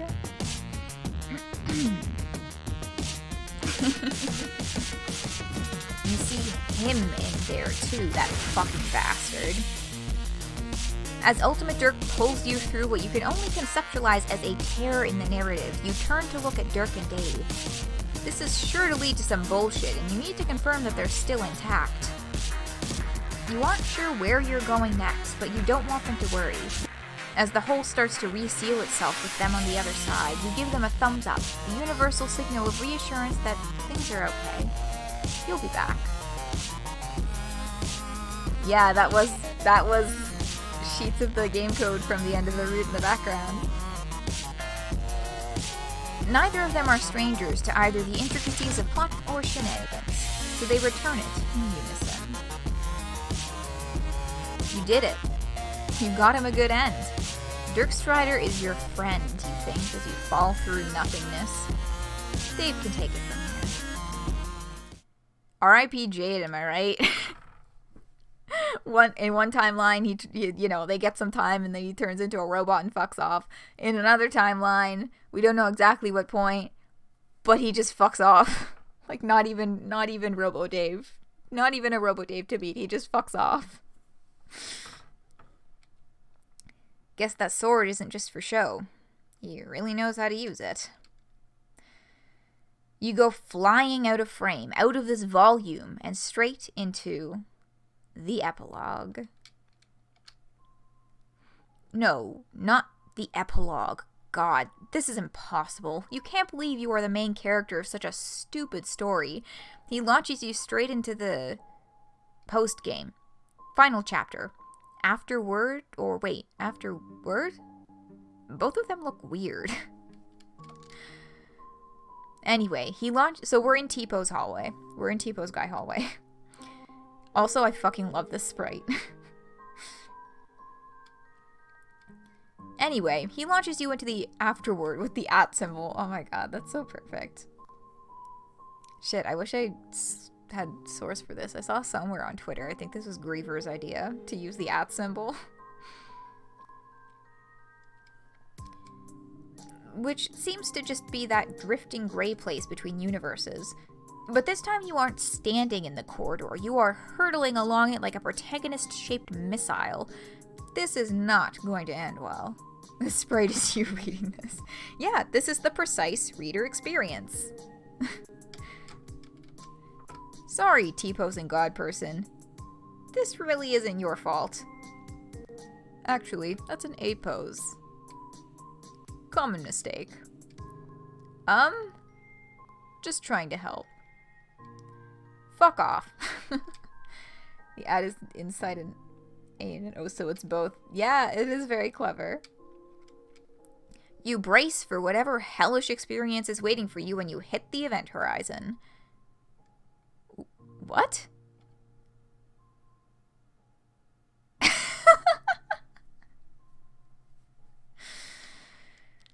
Your whole body aches. Not physically, more thematically.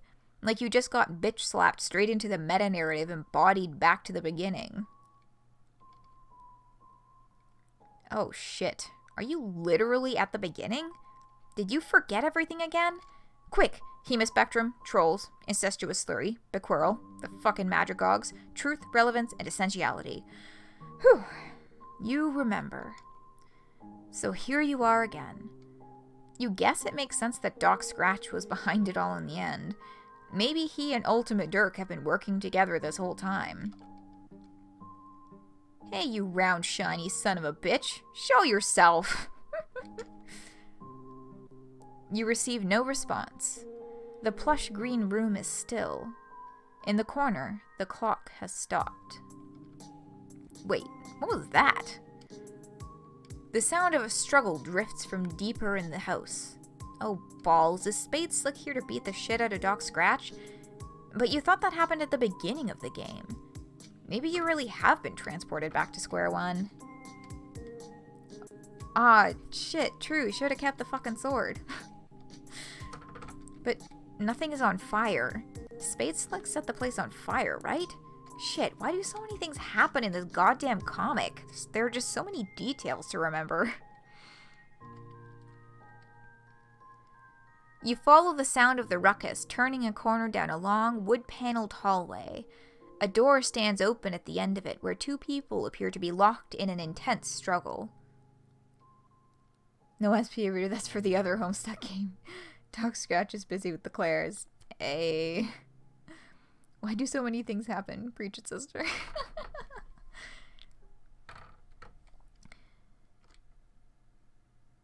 Hey, listen, we can talk about this. You edge closer down the corridor. The mirrors on the walls watch you like eyes.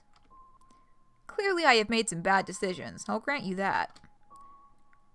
The man currently hanging onto the door jamb for dear life both sounds and looks familiar, but you are actually having a hard time focusing on him.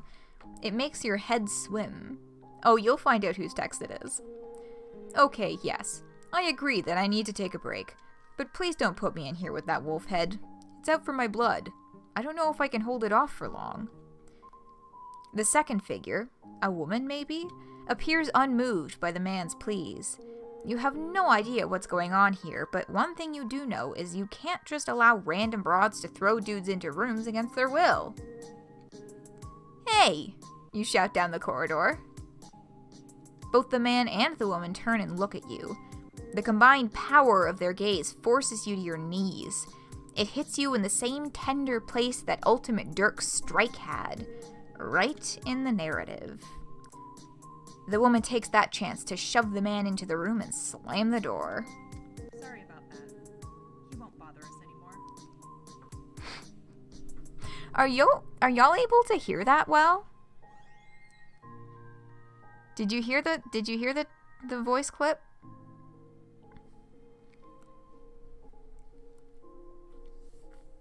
Yeah, you don't know if you're supposed to know who the man is at this point. You hear it? It's a little quiet. Yeah, it is. Okay. I'm going to boost the background music for a second then.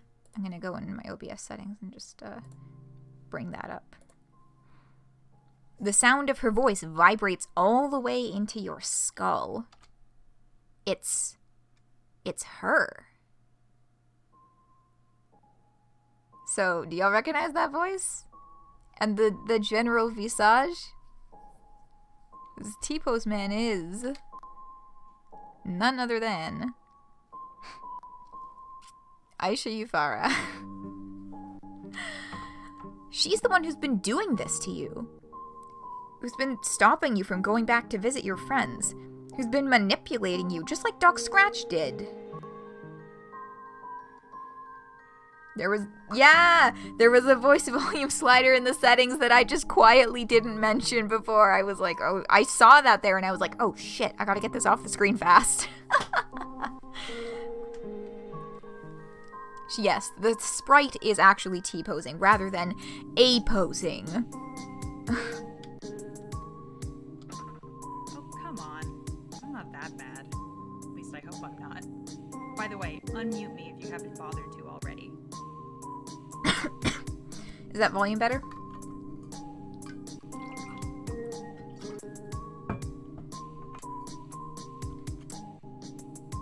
Is that coming out a little bit clearer?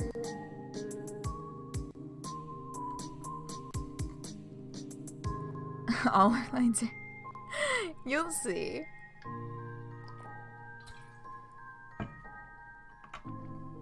Maybe I could turn that... Yeah, let me...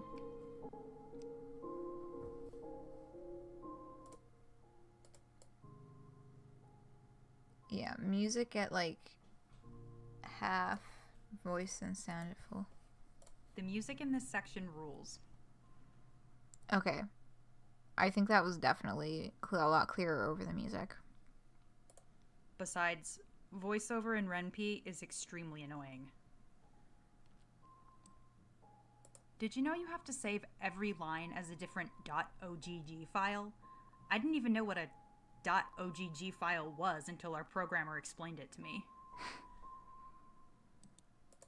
Actually, wow, this is a huge pain in the ass. Let's go back to text only.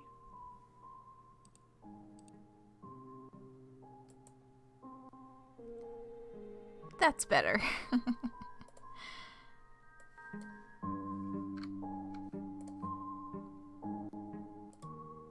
Actually, I'm gonna leave that up there. Aw, yeah, I know. But you know what? If it's annoying to code, I can't blame them.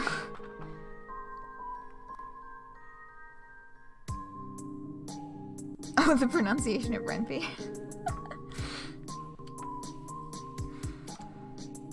You're falling to pieces. Every part of your body is literally sliding apart and falling into the others. It's just like being hit by the house juju. Your corporeal form is not meant for this much meta-narrative bullshit. You just aren't made for it. Come on, you're fine. She paps you on the cheek and suddenly it's true. You're fine. She made it so. She must be magic. Not quite. Get up, King. You like this sprite. It's cute, and you like how it's a derivative of Hussey's. Yeah, that kind of like real human author sprite form. Kind of vaguely Muppety. You do, slowly. For some inexplicable reason, you are more scared of her than you've been of Ultimate Dirk, or of Doc Scratch, or anyone else. You have a feeling that she might be the real danger here. It's what all real humans look like canonically. Possibly. It is a great touch for sure. She laughs. It's not a villainous laugh, but it's not exactly a nice one either. I guess that's fair. I'm definitely not a hero. Or maybe I am a hero, and the dude I just shoved into that cupboard with the wolf head is the real villain. So, tossing that out there. Doesn't get explicitly stated, but I'm like 90% sure that the person who was just shoved into the room back there is Andrew fucking Hussey. Or it's the other way around, and evil has triumphed. You tell her that you don't remember her from the comic you read. Yeah, you wouldn't. Don't worry about it. You can call me the director. And you're right, all of this is my fault. All of this? Yeah, I'm the reason you couldn't reach your friends, and I'm the reason your memories got wiped. What? Why? Why would she do that? Because I wanted to try something, and it wouldn't have worked if you hadn't gone in with an open mind. Could you really have made friends with any of these kids if you'd known what they had waiting for them at the end of the line? Your snap response is an overwhelming yes, of course you could. You can make friends with anyone. But you know deep down that it isn't true. Is that what his texts were like in the comic somehow? Yeah, I'm not sure why they went with the precise style that they did for his text, but I'm still fairly certain that was him. But black narration text. Mm-hmm. Could you really have looked John in the eye if you'd seen him get vored by a video game monster and then lose his virginity in the back of his dad's car before literally dying? Could you have talked to Jade like a normal person if you knew she was going to grow up to be a half-dog goddess? Could you have resisted throwing Rose and Kanaya together the first chance you got? Could you have even handled becoming friends with Equius, Nepeta, or Feferi knowing what was coming for them? God, could you have stood to be in the same room as Gamzee or Aridin? Right? Making friends with people when we know how their story ends isn't something we're equipped to do. It's like meeting a celebrity. Hard to be normal. You tell the director that you don't think any of this is very normal. She laughs. Yeah, you're smart. That's why I like you, MSPA Reader. Who? That's not your name. Your name is... Hey, come on, leave something for the sequel.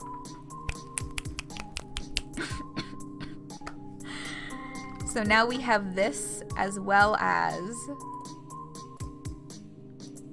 this tweet pointing to some sort of Pesterquest sequel happening in the future. Of course, he says, go dormant for a while. Not that it's going to disappear completely. Just for a little bit.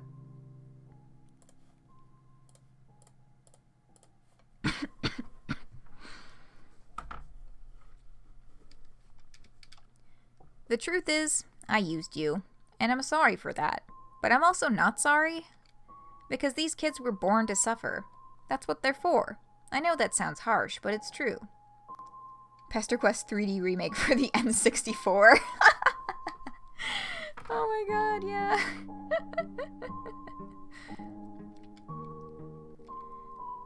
Destiny wrapped its thick, inky tentacles around them and pulled them into a story without happy endings. But you changed that.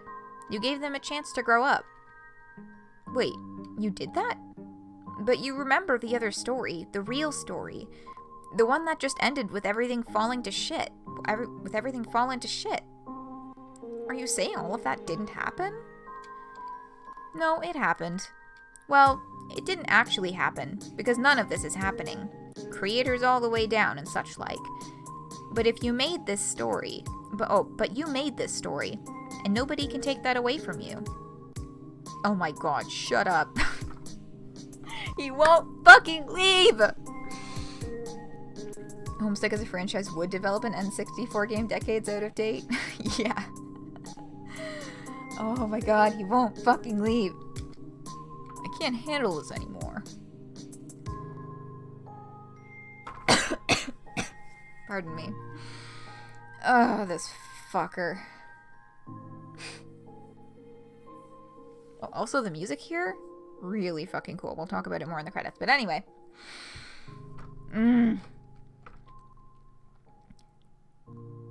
The director looks, for the first time, just a little bit worried.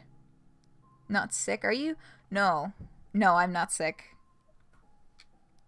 It's acid reflux. I'm good. I know. I already went through the whole, like, oh my god, I have COVID or all that crap. That's not it, I promise. I'm all good. The art style comparison, though. Yeah, that's true. The contrast, the two of them next to each other.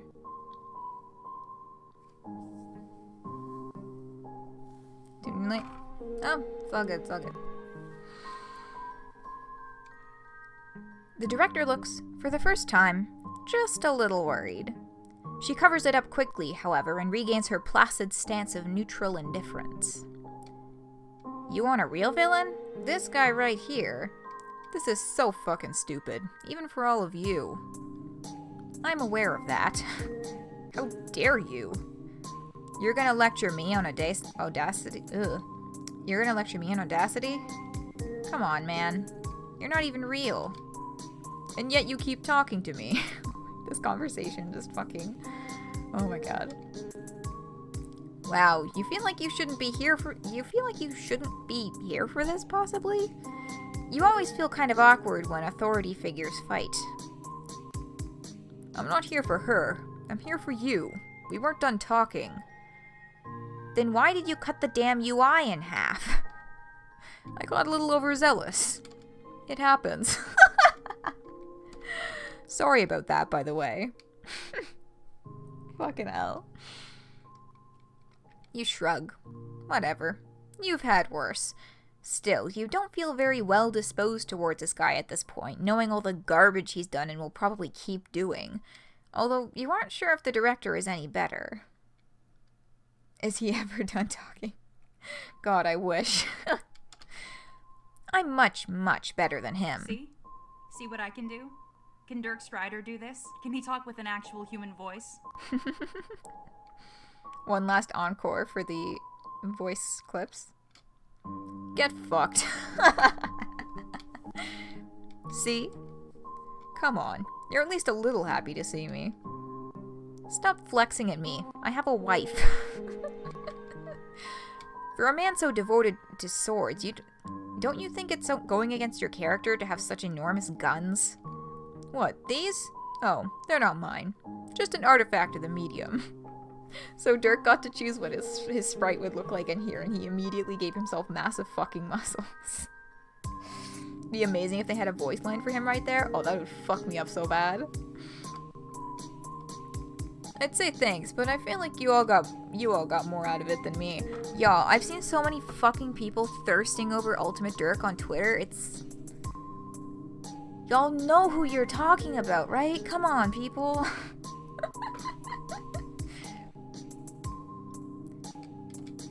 Stop flirting with my audience, you anime-ass motherfucker. Hey, you're in charge. I wouldn't look like this if you didn't want me to. I actually let the artists have a lot of creative license. Nice evasion. Shut the fuck up. Okay, this bullshit doesn't matter. What does matter is that he directs his anime-ass gaze back to you. This isn't just about Dirk anymore. Hilarious if it was a stupid voice and then he got upset about being given a stupid voice. Oh my god, that would be so good. You're zapping around and ruining everything. I seriously can't even begin to unravel the utter saccharine shitpile you've created. You have absolutely decimated everyone's character arcs and motivation. Seriously, Eridan got a gender arc? Come on, man. Hey, fuck off, Dirk.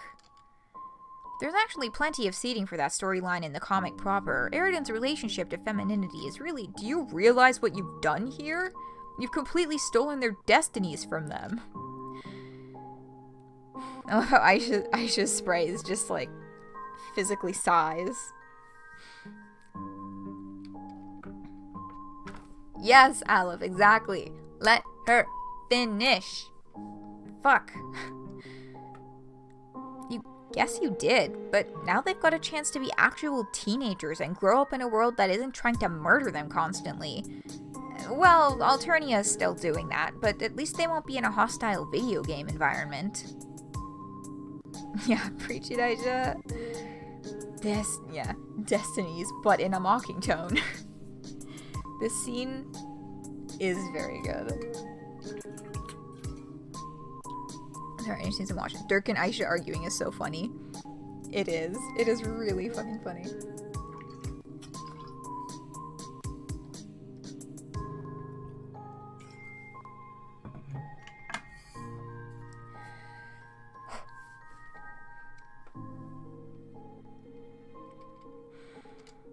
You ruined them.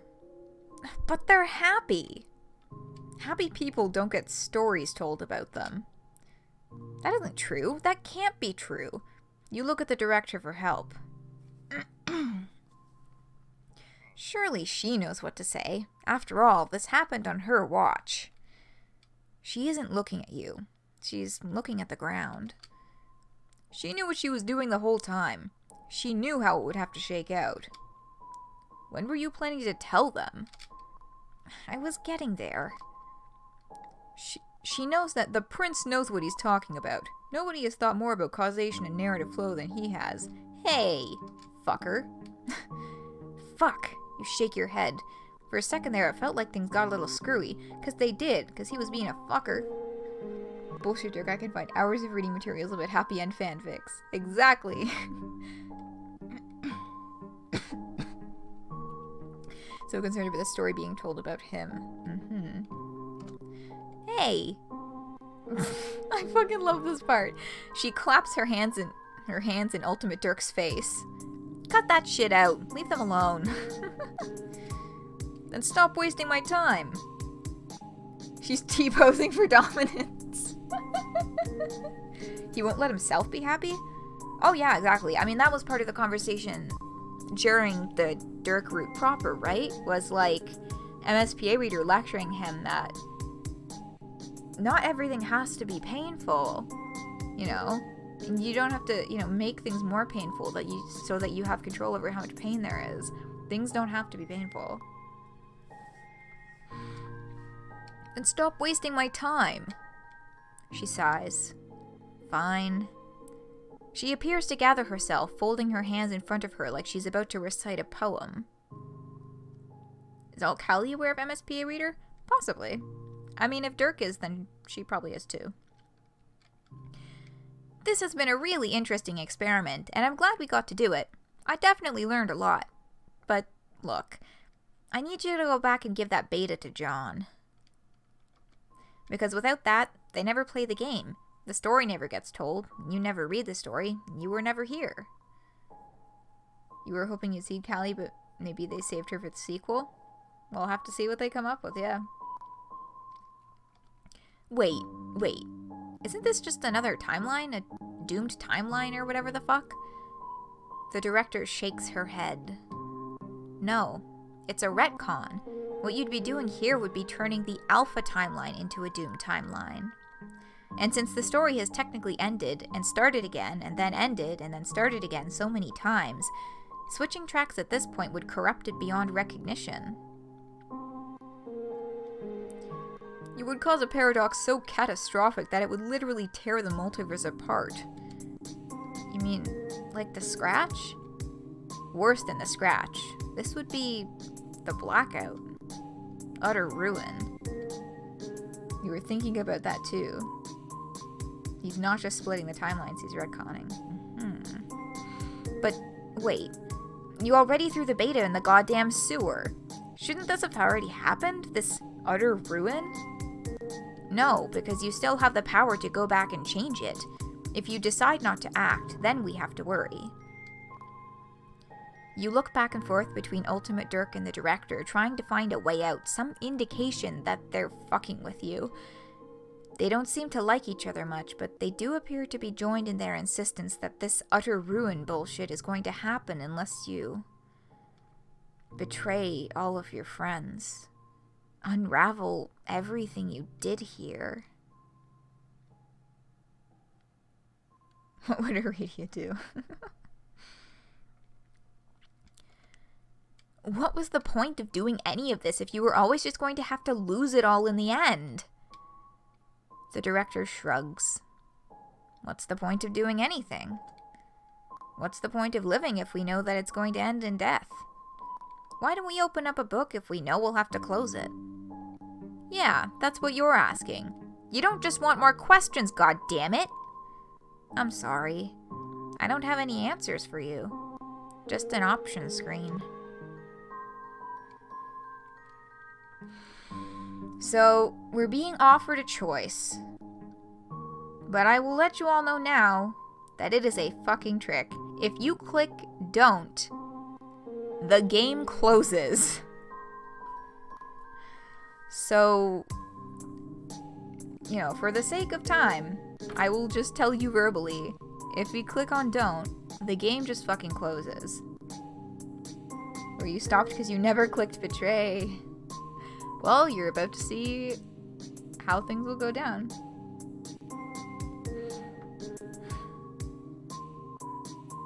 Betray your friends. Fine. You know what? Fuck both of you. You'll do it, but also, fuck you. That's fair. Thanks for being reasonable. Get out of my video game. Sorry, I think I gotta reread that one. Get out of my video game. I don't think I will. I'm gonna stick around and watch everything you tried to do here get flushed down the toilet of bad spin-offs. T-posing for dominance again. The director takes a step toward him. They aren't fighting exactly, but they're doing something. You have the distinct impression of two people fighting over a pen or elbowing each other out of the way in order to type at a keyboard. I love how just fighting over a pen makes me think of penis Ouija. And elbowing each other out of the way in order to type at a keyboard makes me think of that memo where Karkat and Terzi fight over the same keyboard. You are feeling a little dizzy again.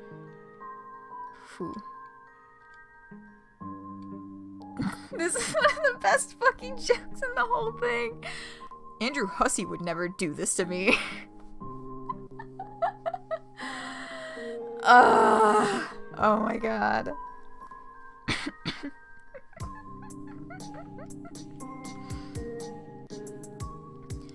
The director takes a long, tired breath. Yes, he would, Dirk. Yeah. Because, like, people like to pretend that he's just not involved in any of this. He's literally one of the fucking executive producers in this project. Great choice of last words, dude. He physically threw hands with Vriska. You think he wouldn't?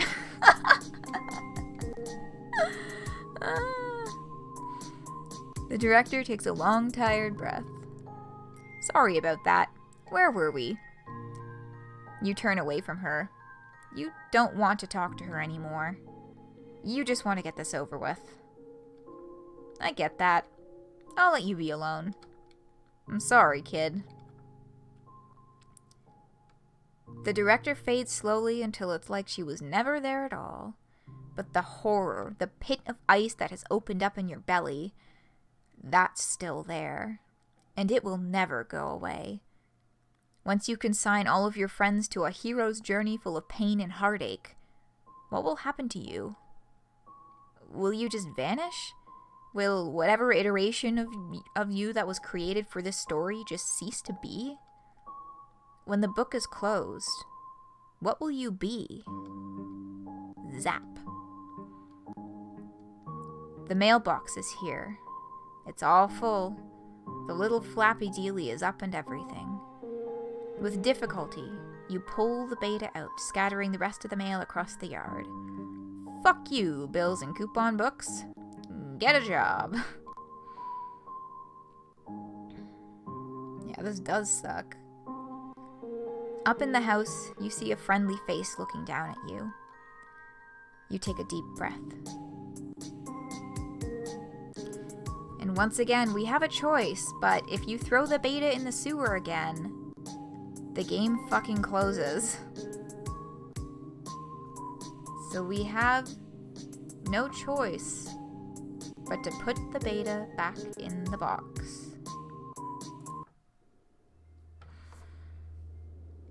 The streets are empty. Wind skims the voids, keeping neighbors apart as if grazing the hollow of a cut reed or, say, a plundered mailbox. A familiar note is produced. It's the one desolation plays to keep its instrument in tune. You have a feeling it's going to be a long day.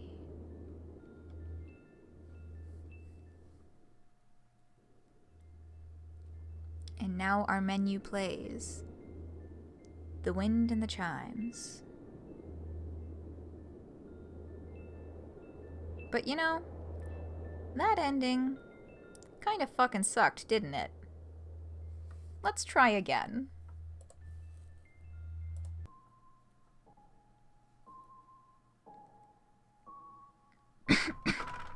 Technically, he should still be okay because he's got the recon powers, yeah. But you know,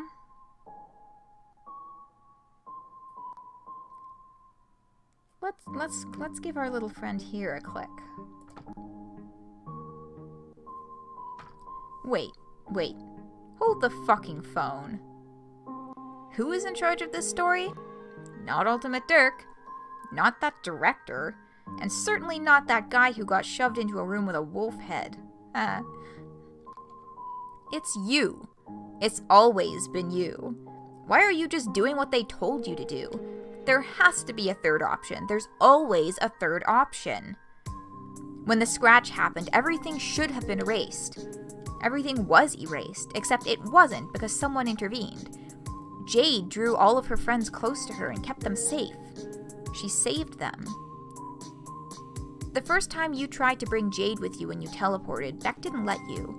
But then later he did. Jade told you that he'd just been acting like a normal dog. Jane told you that Godcat had just been acting like a good little kitty. Almost like their powers were gone.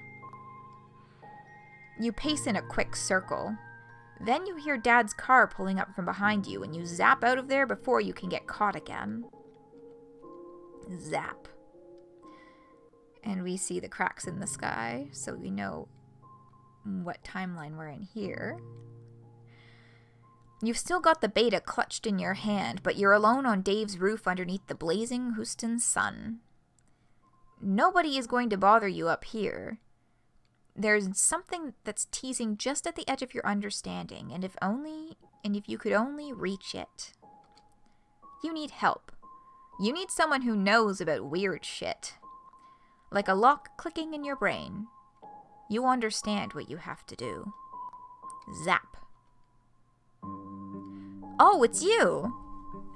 When y'all started talking about Aradia in the chat, it was so fucking hard for me to not say anything. Oh my god, and y'all started going off about, like, you know, oh, Aradia would fuck shit up. I was like, zip my mouth shut on this one, but they're gonna be real happy later.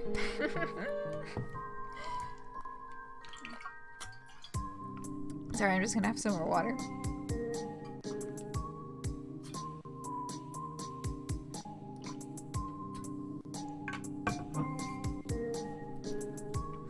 Oh, it's you! How's it going? You look a little tired. You ask Aradia if she's been watching recently, if she knows what's been going down in your part of the neighborhood. She shakes her head. I lost track of you when you hopped universes. I'm about to try to get myself out of canon for good, and it's gonna be kind of a pain in the ass. So I've been trying to conserve my energy. Yeah, she's trying to hop over to the candy timeline.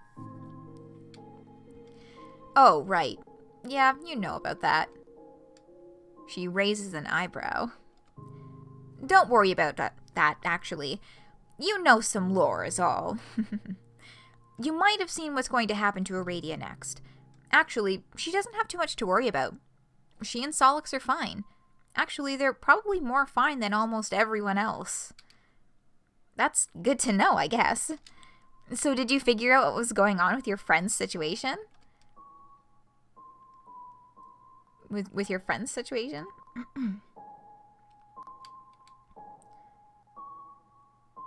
Aradia said, fuck Homestuck, I'm going to the real world. Yes, please come to the real world, Aradia, I love you. We have a redemption of my ooh-woos. Okay, I gotta do the next little bit in my ooh-woo voice. I've been getting a lot better at that.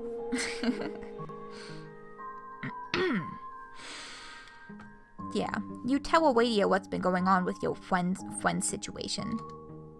Wow. Yeah. And you're going to do it? You're going to erase this timeline? Because if you are, then, no offense, I might head out of canon a little early. That's just the thing. You think you might have a plan? Oh? You tell her the plan. Does she think it'll work? A slow, brilliant smile paints a sunrise across her face. I have no idea, but I'd love to watch. Zap. And there you have it. That is one uwu. The green sun. Oh, hold up. The green sun spreads out below you like a giant radioactive gumball that absolutely wants to tear you into a million greasy pieces. You can feel it tugging at all of your organs, twisting up all the words inside you, making a mess of the themes, dragging motifs screaming to the surface. Yeah, we really do just be here now. This is the single largest source of raw narrative mass in the multiverse, and it should be killing you. Do you actually need me to do anything? You sort of just wanted her to vibe here with you in case you die? You don't want to die alone. That's fair. Hey, if you die, I'll pick up your bones for you. Thanks, Aradia. I fucking love her, oh my god. She smiles. See you on the other side, you say. You're not sure who you're talking to.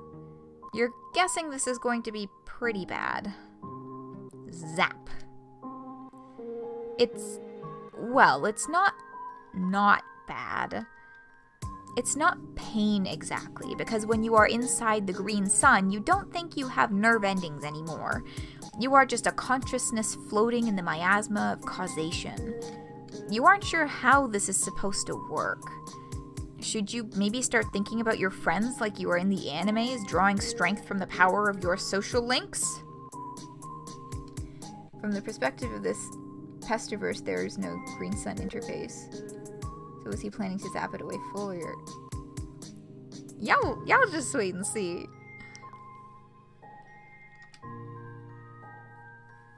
You think about John, and Rose, and your good friend Dave.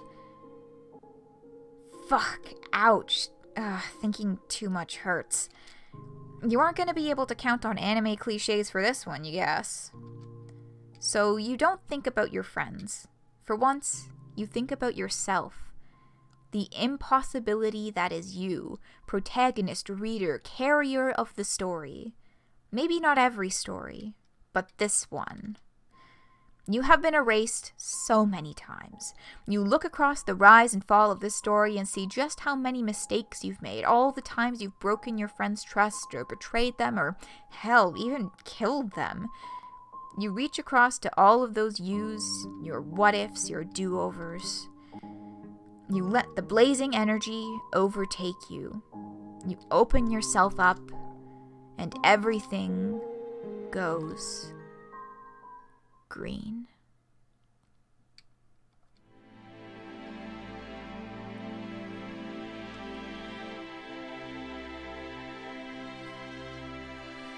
And you better be on your best behavior, Orphaner. If this partnership is gonna work out, forget this guy, Vriska. We can do this ourselves.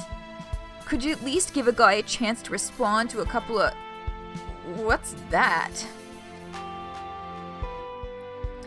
Pounce! Come here, kitty kitty. I'm home. Whoa, that was a voice crack. Nepeta, this cave is far too small for someone with a height as strong as mine. Pounce? Equius? What's that? Anyway, that's why I don't eat corn dogs anymore. God, I wish I knew the rest of that conversation. That was a canon voice crack. Of all the conversations I want to know the rest of, this is the one. What the fuck? Is this a normal future thing? Earthquakes and shit? I guess that's a normal whatever thing, but we don't get many of them in Houston.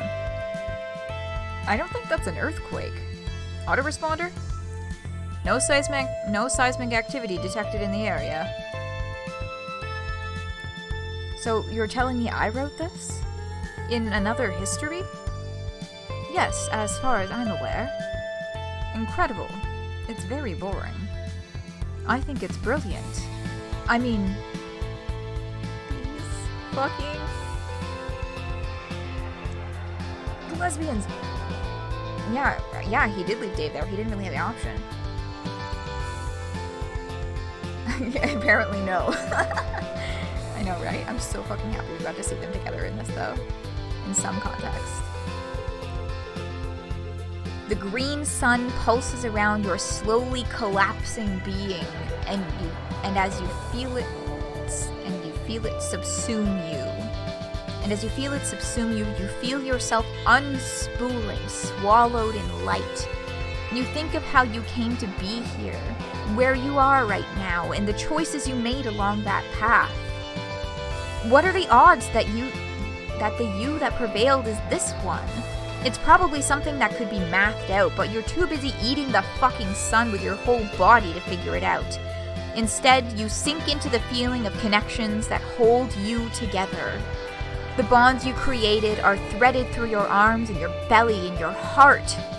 Your body is nothing, consumed by flame, and yet, you feel yourself start to become.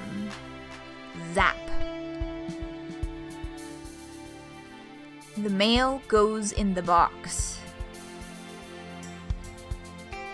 Okay, get ready. This is the best part of the movie. All the classic memes come from this part. You're not sure you know what subsume? Subsume is kind of, it's similar to consume. Like he's being consumed, they're being consumed by the green sun, basically. John, every part of this movie is hot trash. Aw, it's not that bad. I want to see the guy put the bunny back in the box. This movie is so bad that the drones are approaching your neighborhood. It's too late for the human race.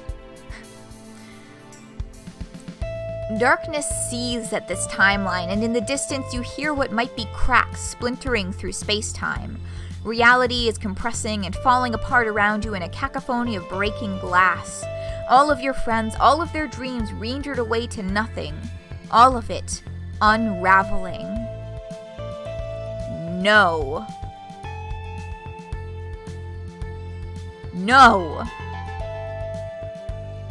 It doesn't disappear. I don't let it. I am bigger than this story, but I am also inside the story. So I gather it up and I keep it close to me, and as soon as I remove it from causation, it's like it never happened. I take the timeline and I lock it away. That's what it is. It is a locked timeline, and I am its guardian. Its first guardian.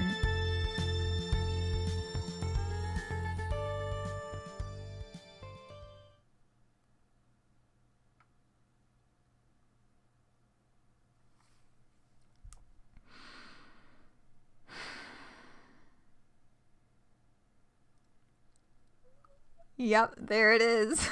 Did we just become like a... Mm-hmm? Yes. MSPA Reader fused with the sun to become the first guardian of this isolated... Whoops. Sorry, I just knocked something on my desk. This isolated, locked timeline. Sorry, I just got like a little bit of water on my desk there. Clean that up. There we go. Mm-hmm. Like, oh my god. Fucking It's so good. So Pesterquest canon is now a completely isolated canon. Yeah, precisely. Pesterquest canon is officially its own isolated entity. And this image is just so beautiful.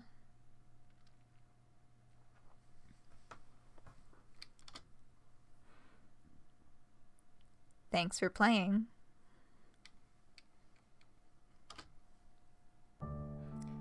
And now when we return to the title screen, the background music is back to the Pesterquest theme, and it is no longer the note that desolation plays.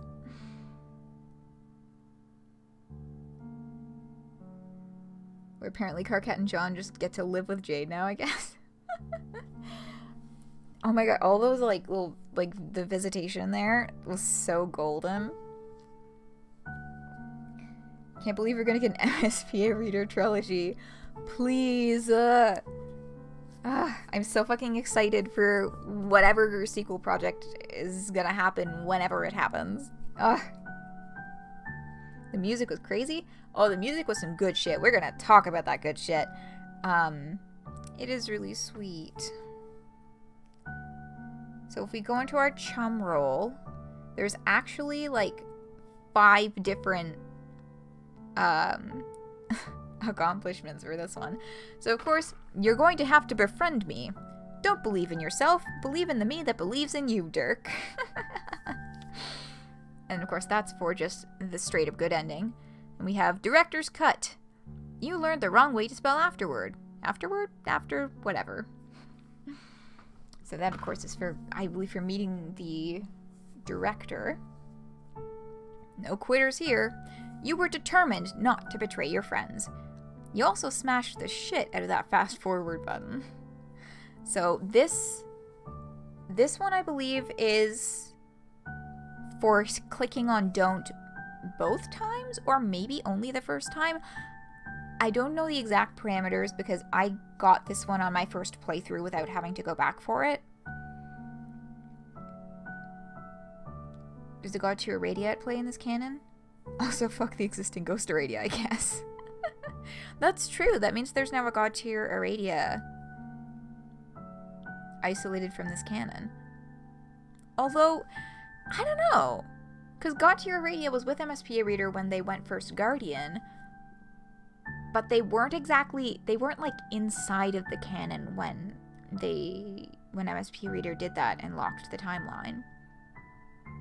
But then there would be one in there anyway, I think, just because of the Irradia route. But, yeah, no quitters here. I'm pretty sure that's what that one is. The note desolation plays, you have a feeling it's going to be a long day, is, of course, for going through and putting the game back. And Savior of the Waking World. You rescued your friends from a very long day. Temporal shenanigans, one might say. Oh ho ho ho.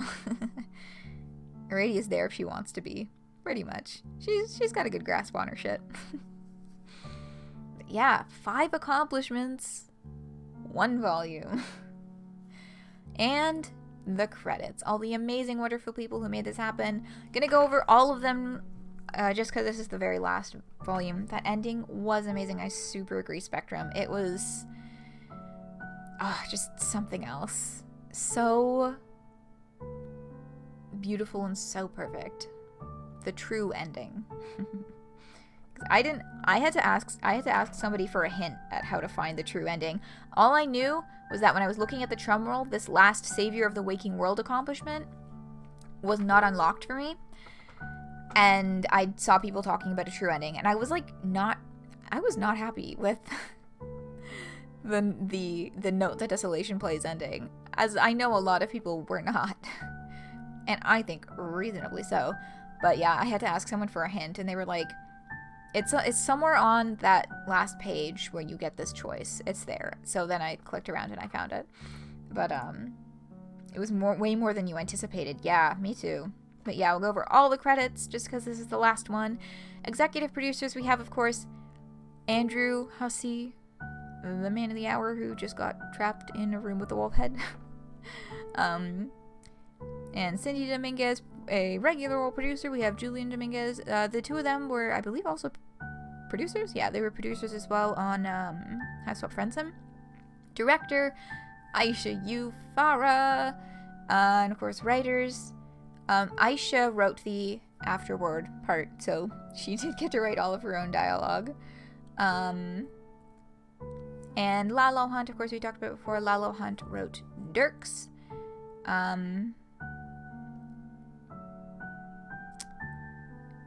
You're glad you got to catch a stream for the end. I want to experience it, but nobody else was, like, engaging enough. Oh. Well, that's really sweet. I'm super happy that I could help you with, or get you excited about, like, engaging in Friendsome and Pesterquest. Thank you. Oh my goodness. It makes me so happy that y'all are, like, enjoying it and having a good time. Yeah, for sure.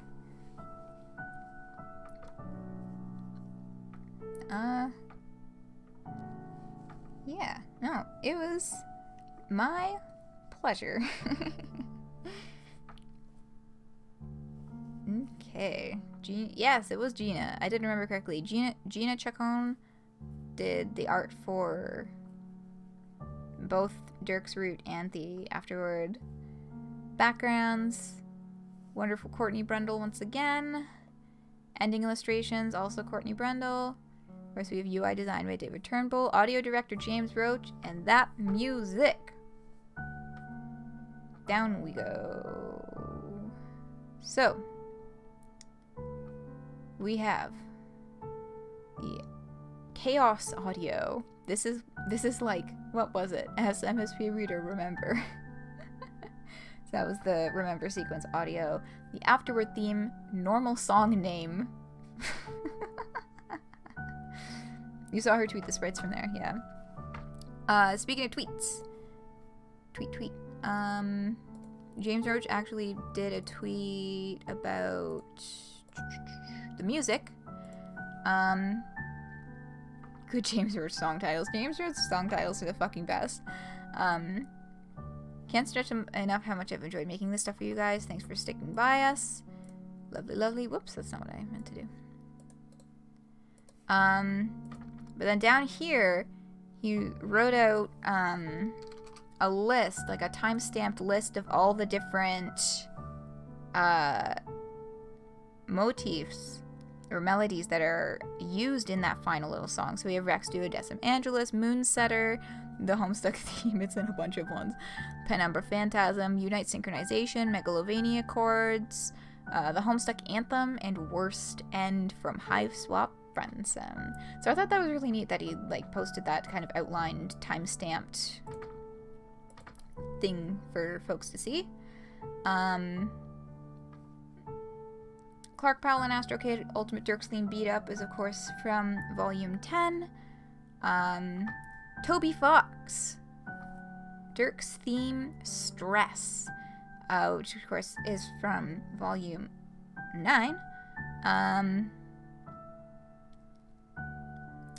down at the bottom here, Max Imbrog Wright, Reader's Theme, Embittered Shore, which, rather fittingly,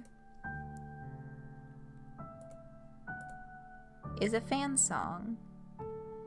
Embittered Shore is not from the official Homestuck discography, like all of the other tracks not originally made by James Roach have been. Embittered Shore is from The Land of Fans and Music, Volume 2. Contest possessed MSPA Reader with the sequel? Yeah, that's true. We never saw them again. But, yeah, I'll have to see whether or not they decide to bring that into play. But this here, very fitting that MSPA Reader's theme would be a fan song.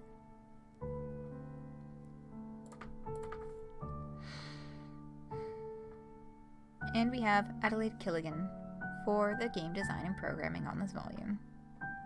You commissioned a fanfic for Crocker Core MSPA Reader. Ooh. Very nice. Oh, it's on AO3. Sweet. Do you have a link? I can pop a link in the description. Oh, hi, Israeli guy. We're just finishing up. Sorry, my friend. Let me get the link. Yeah, that'd be fucking sick. We'll link that up. You overslept. Oh, rip. I'm so sorry, my friend. I got caught up on my video editing today, so I will have the rest of One Shot as well as the... Sorry, that noise was my phone telling me it's at 5% battery. Let me just plug that baby in.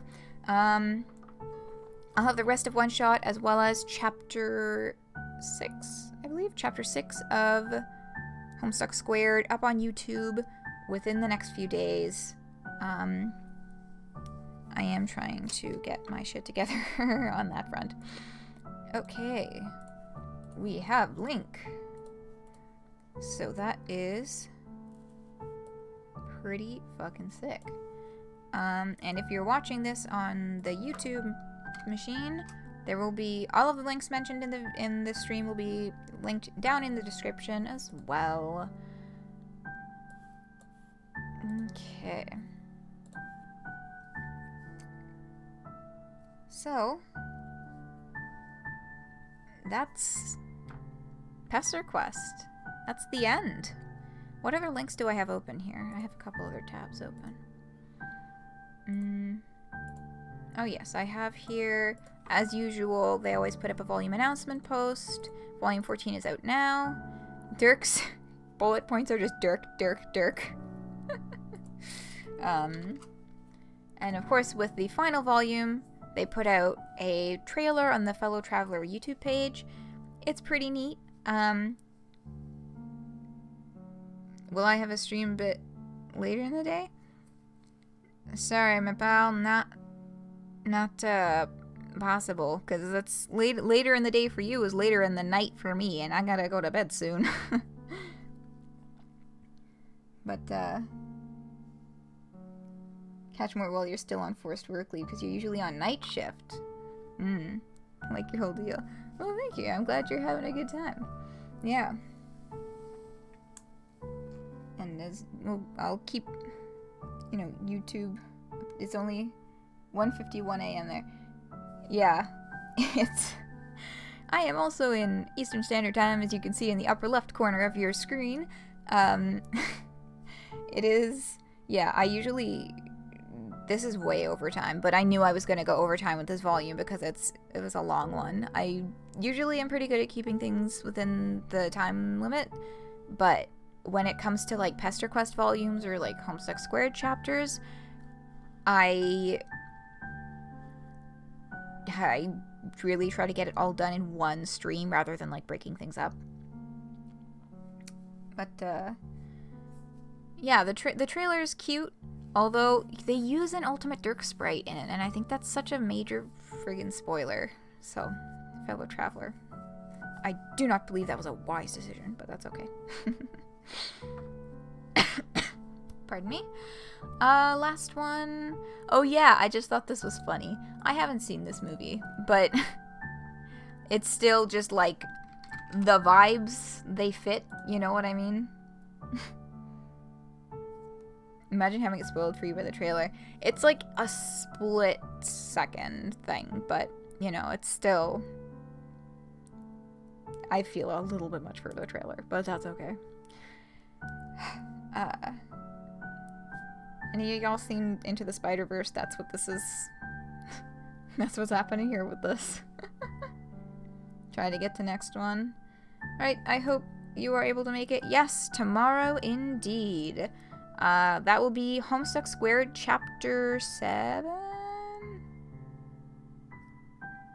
Yes. Chapter 7. I'm pretty sure it's Chapter 7. Spoiled because you waited several days, but it's still worked. Good. Well, I'm glad the surprise still worked, because it's quite the kick to suddenly have Homestuck Squared Ultimate Dirk in the flesh. Anyways, I'll leave you with that meme.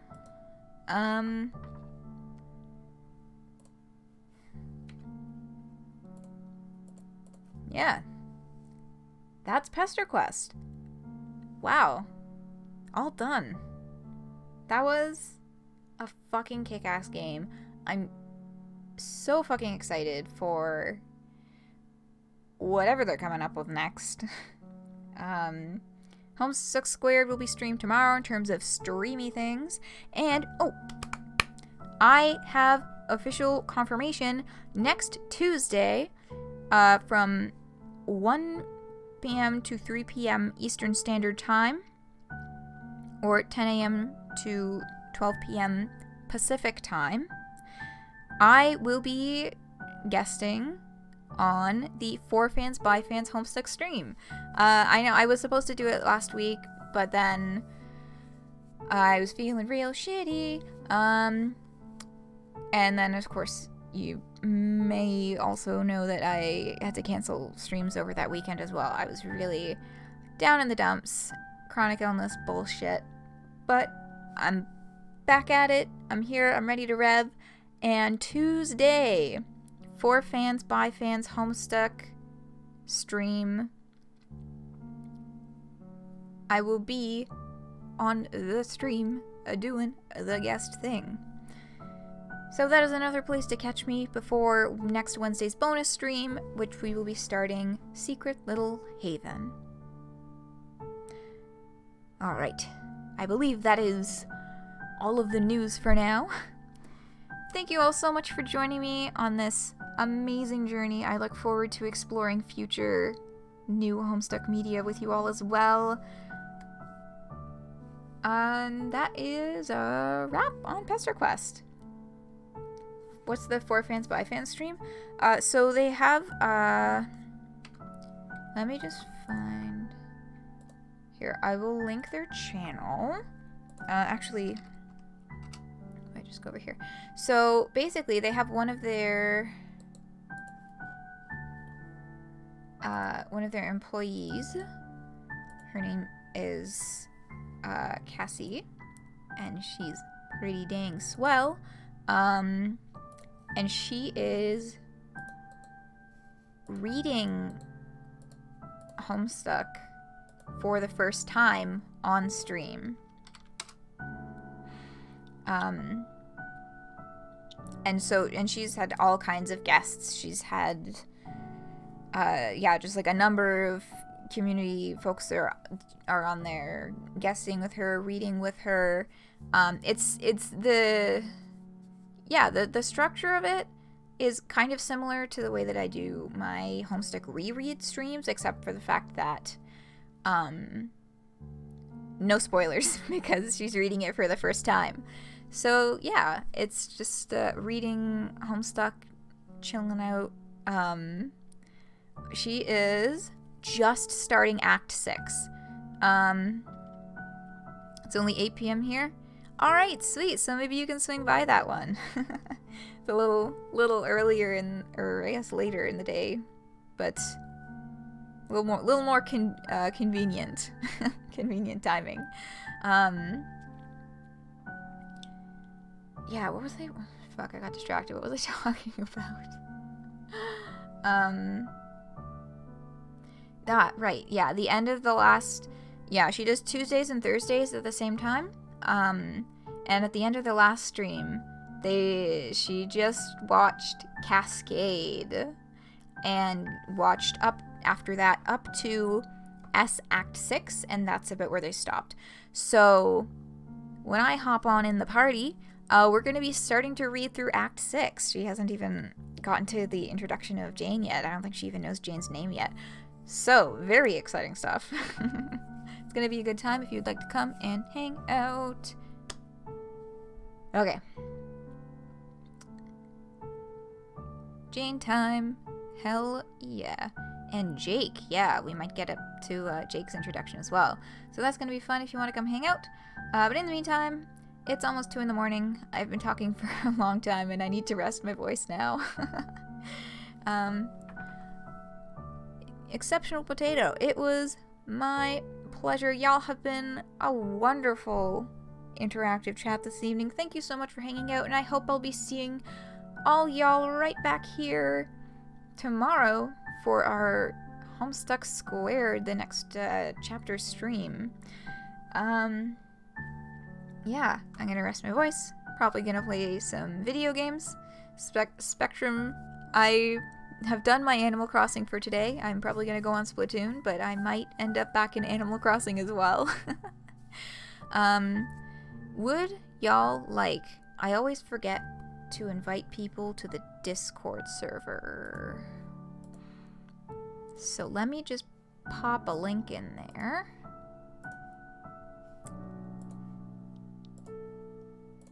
Whoops, I clicked on the wrong window. Boom. So, Discord server, yes indeed.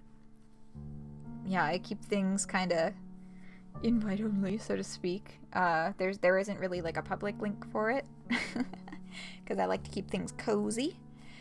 But yeah, if you would like to click on through, that's generally why do people barely talk? It's a quiet server. It's primarily, I'll blast announcements, I'll post when I've uploaded another video, and, you know, that sort of stuff. But we do have light conversation on occasion. There we are. All right. Good stuff, good stuff. I need to rest my voice. I've been talking for far too long. All right.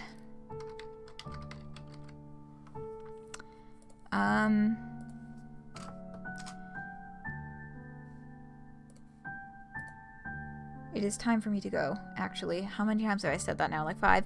Alright, thanks so much for joining me. Hopefully I'll be seeing you all around. Have a wonderful rest of your day, whatever you may be getting up to. And good night.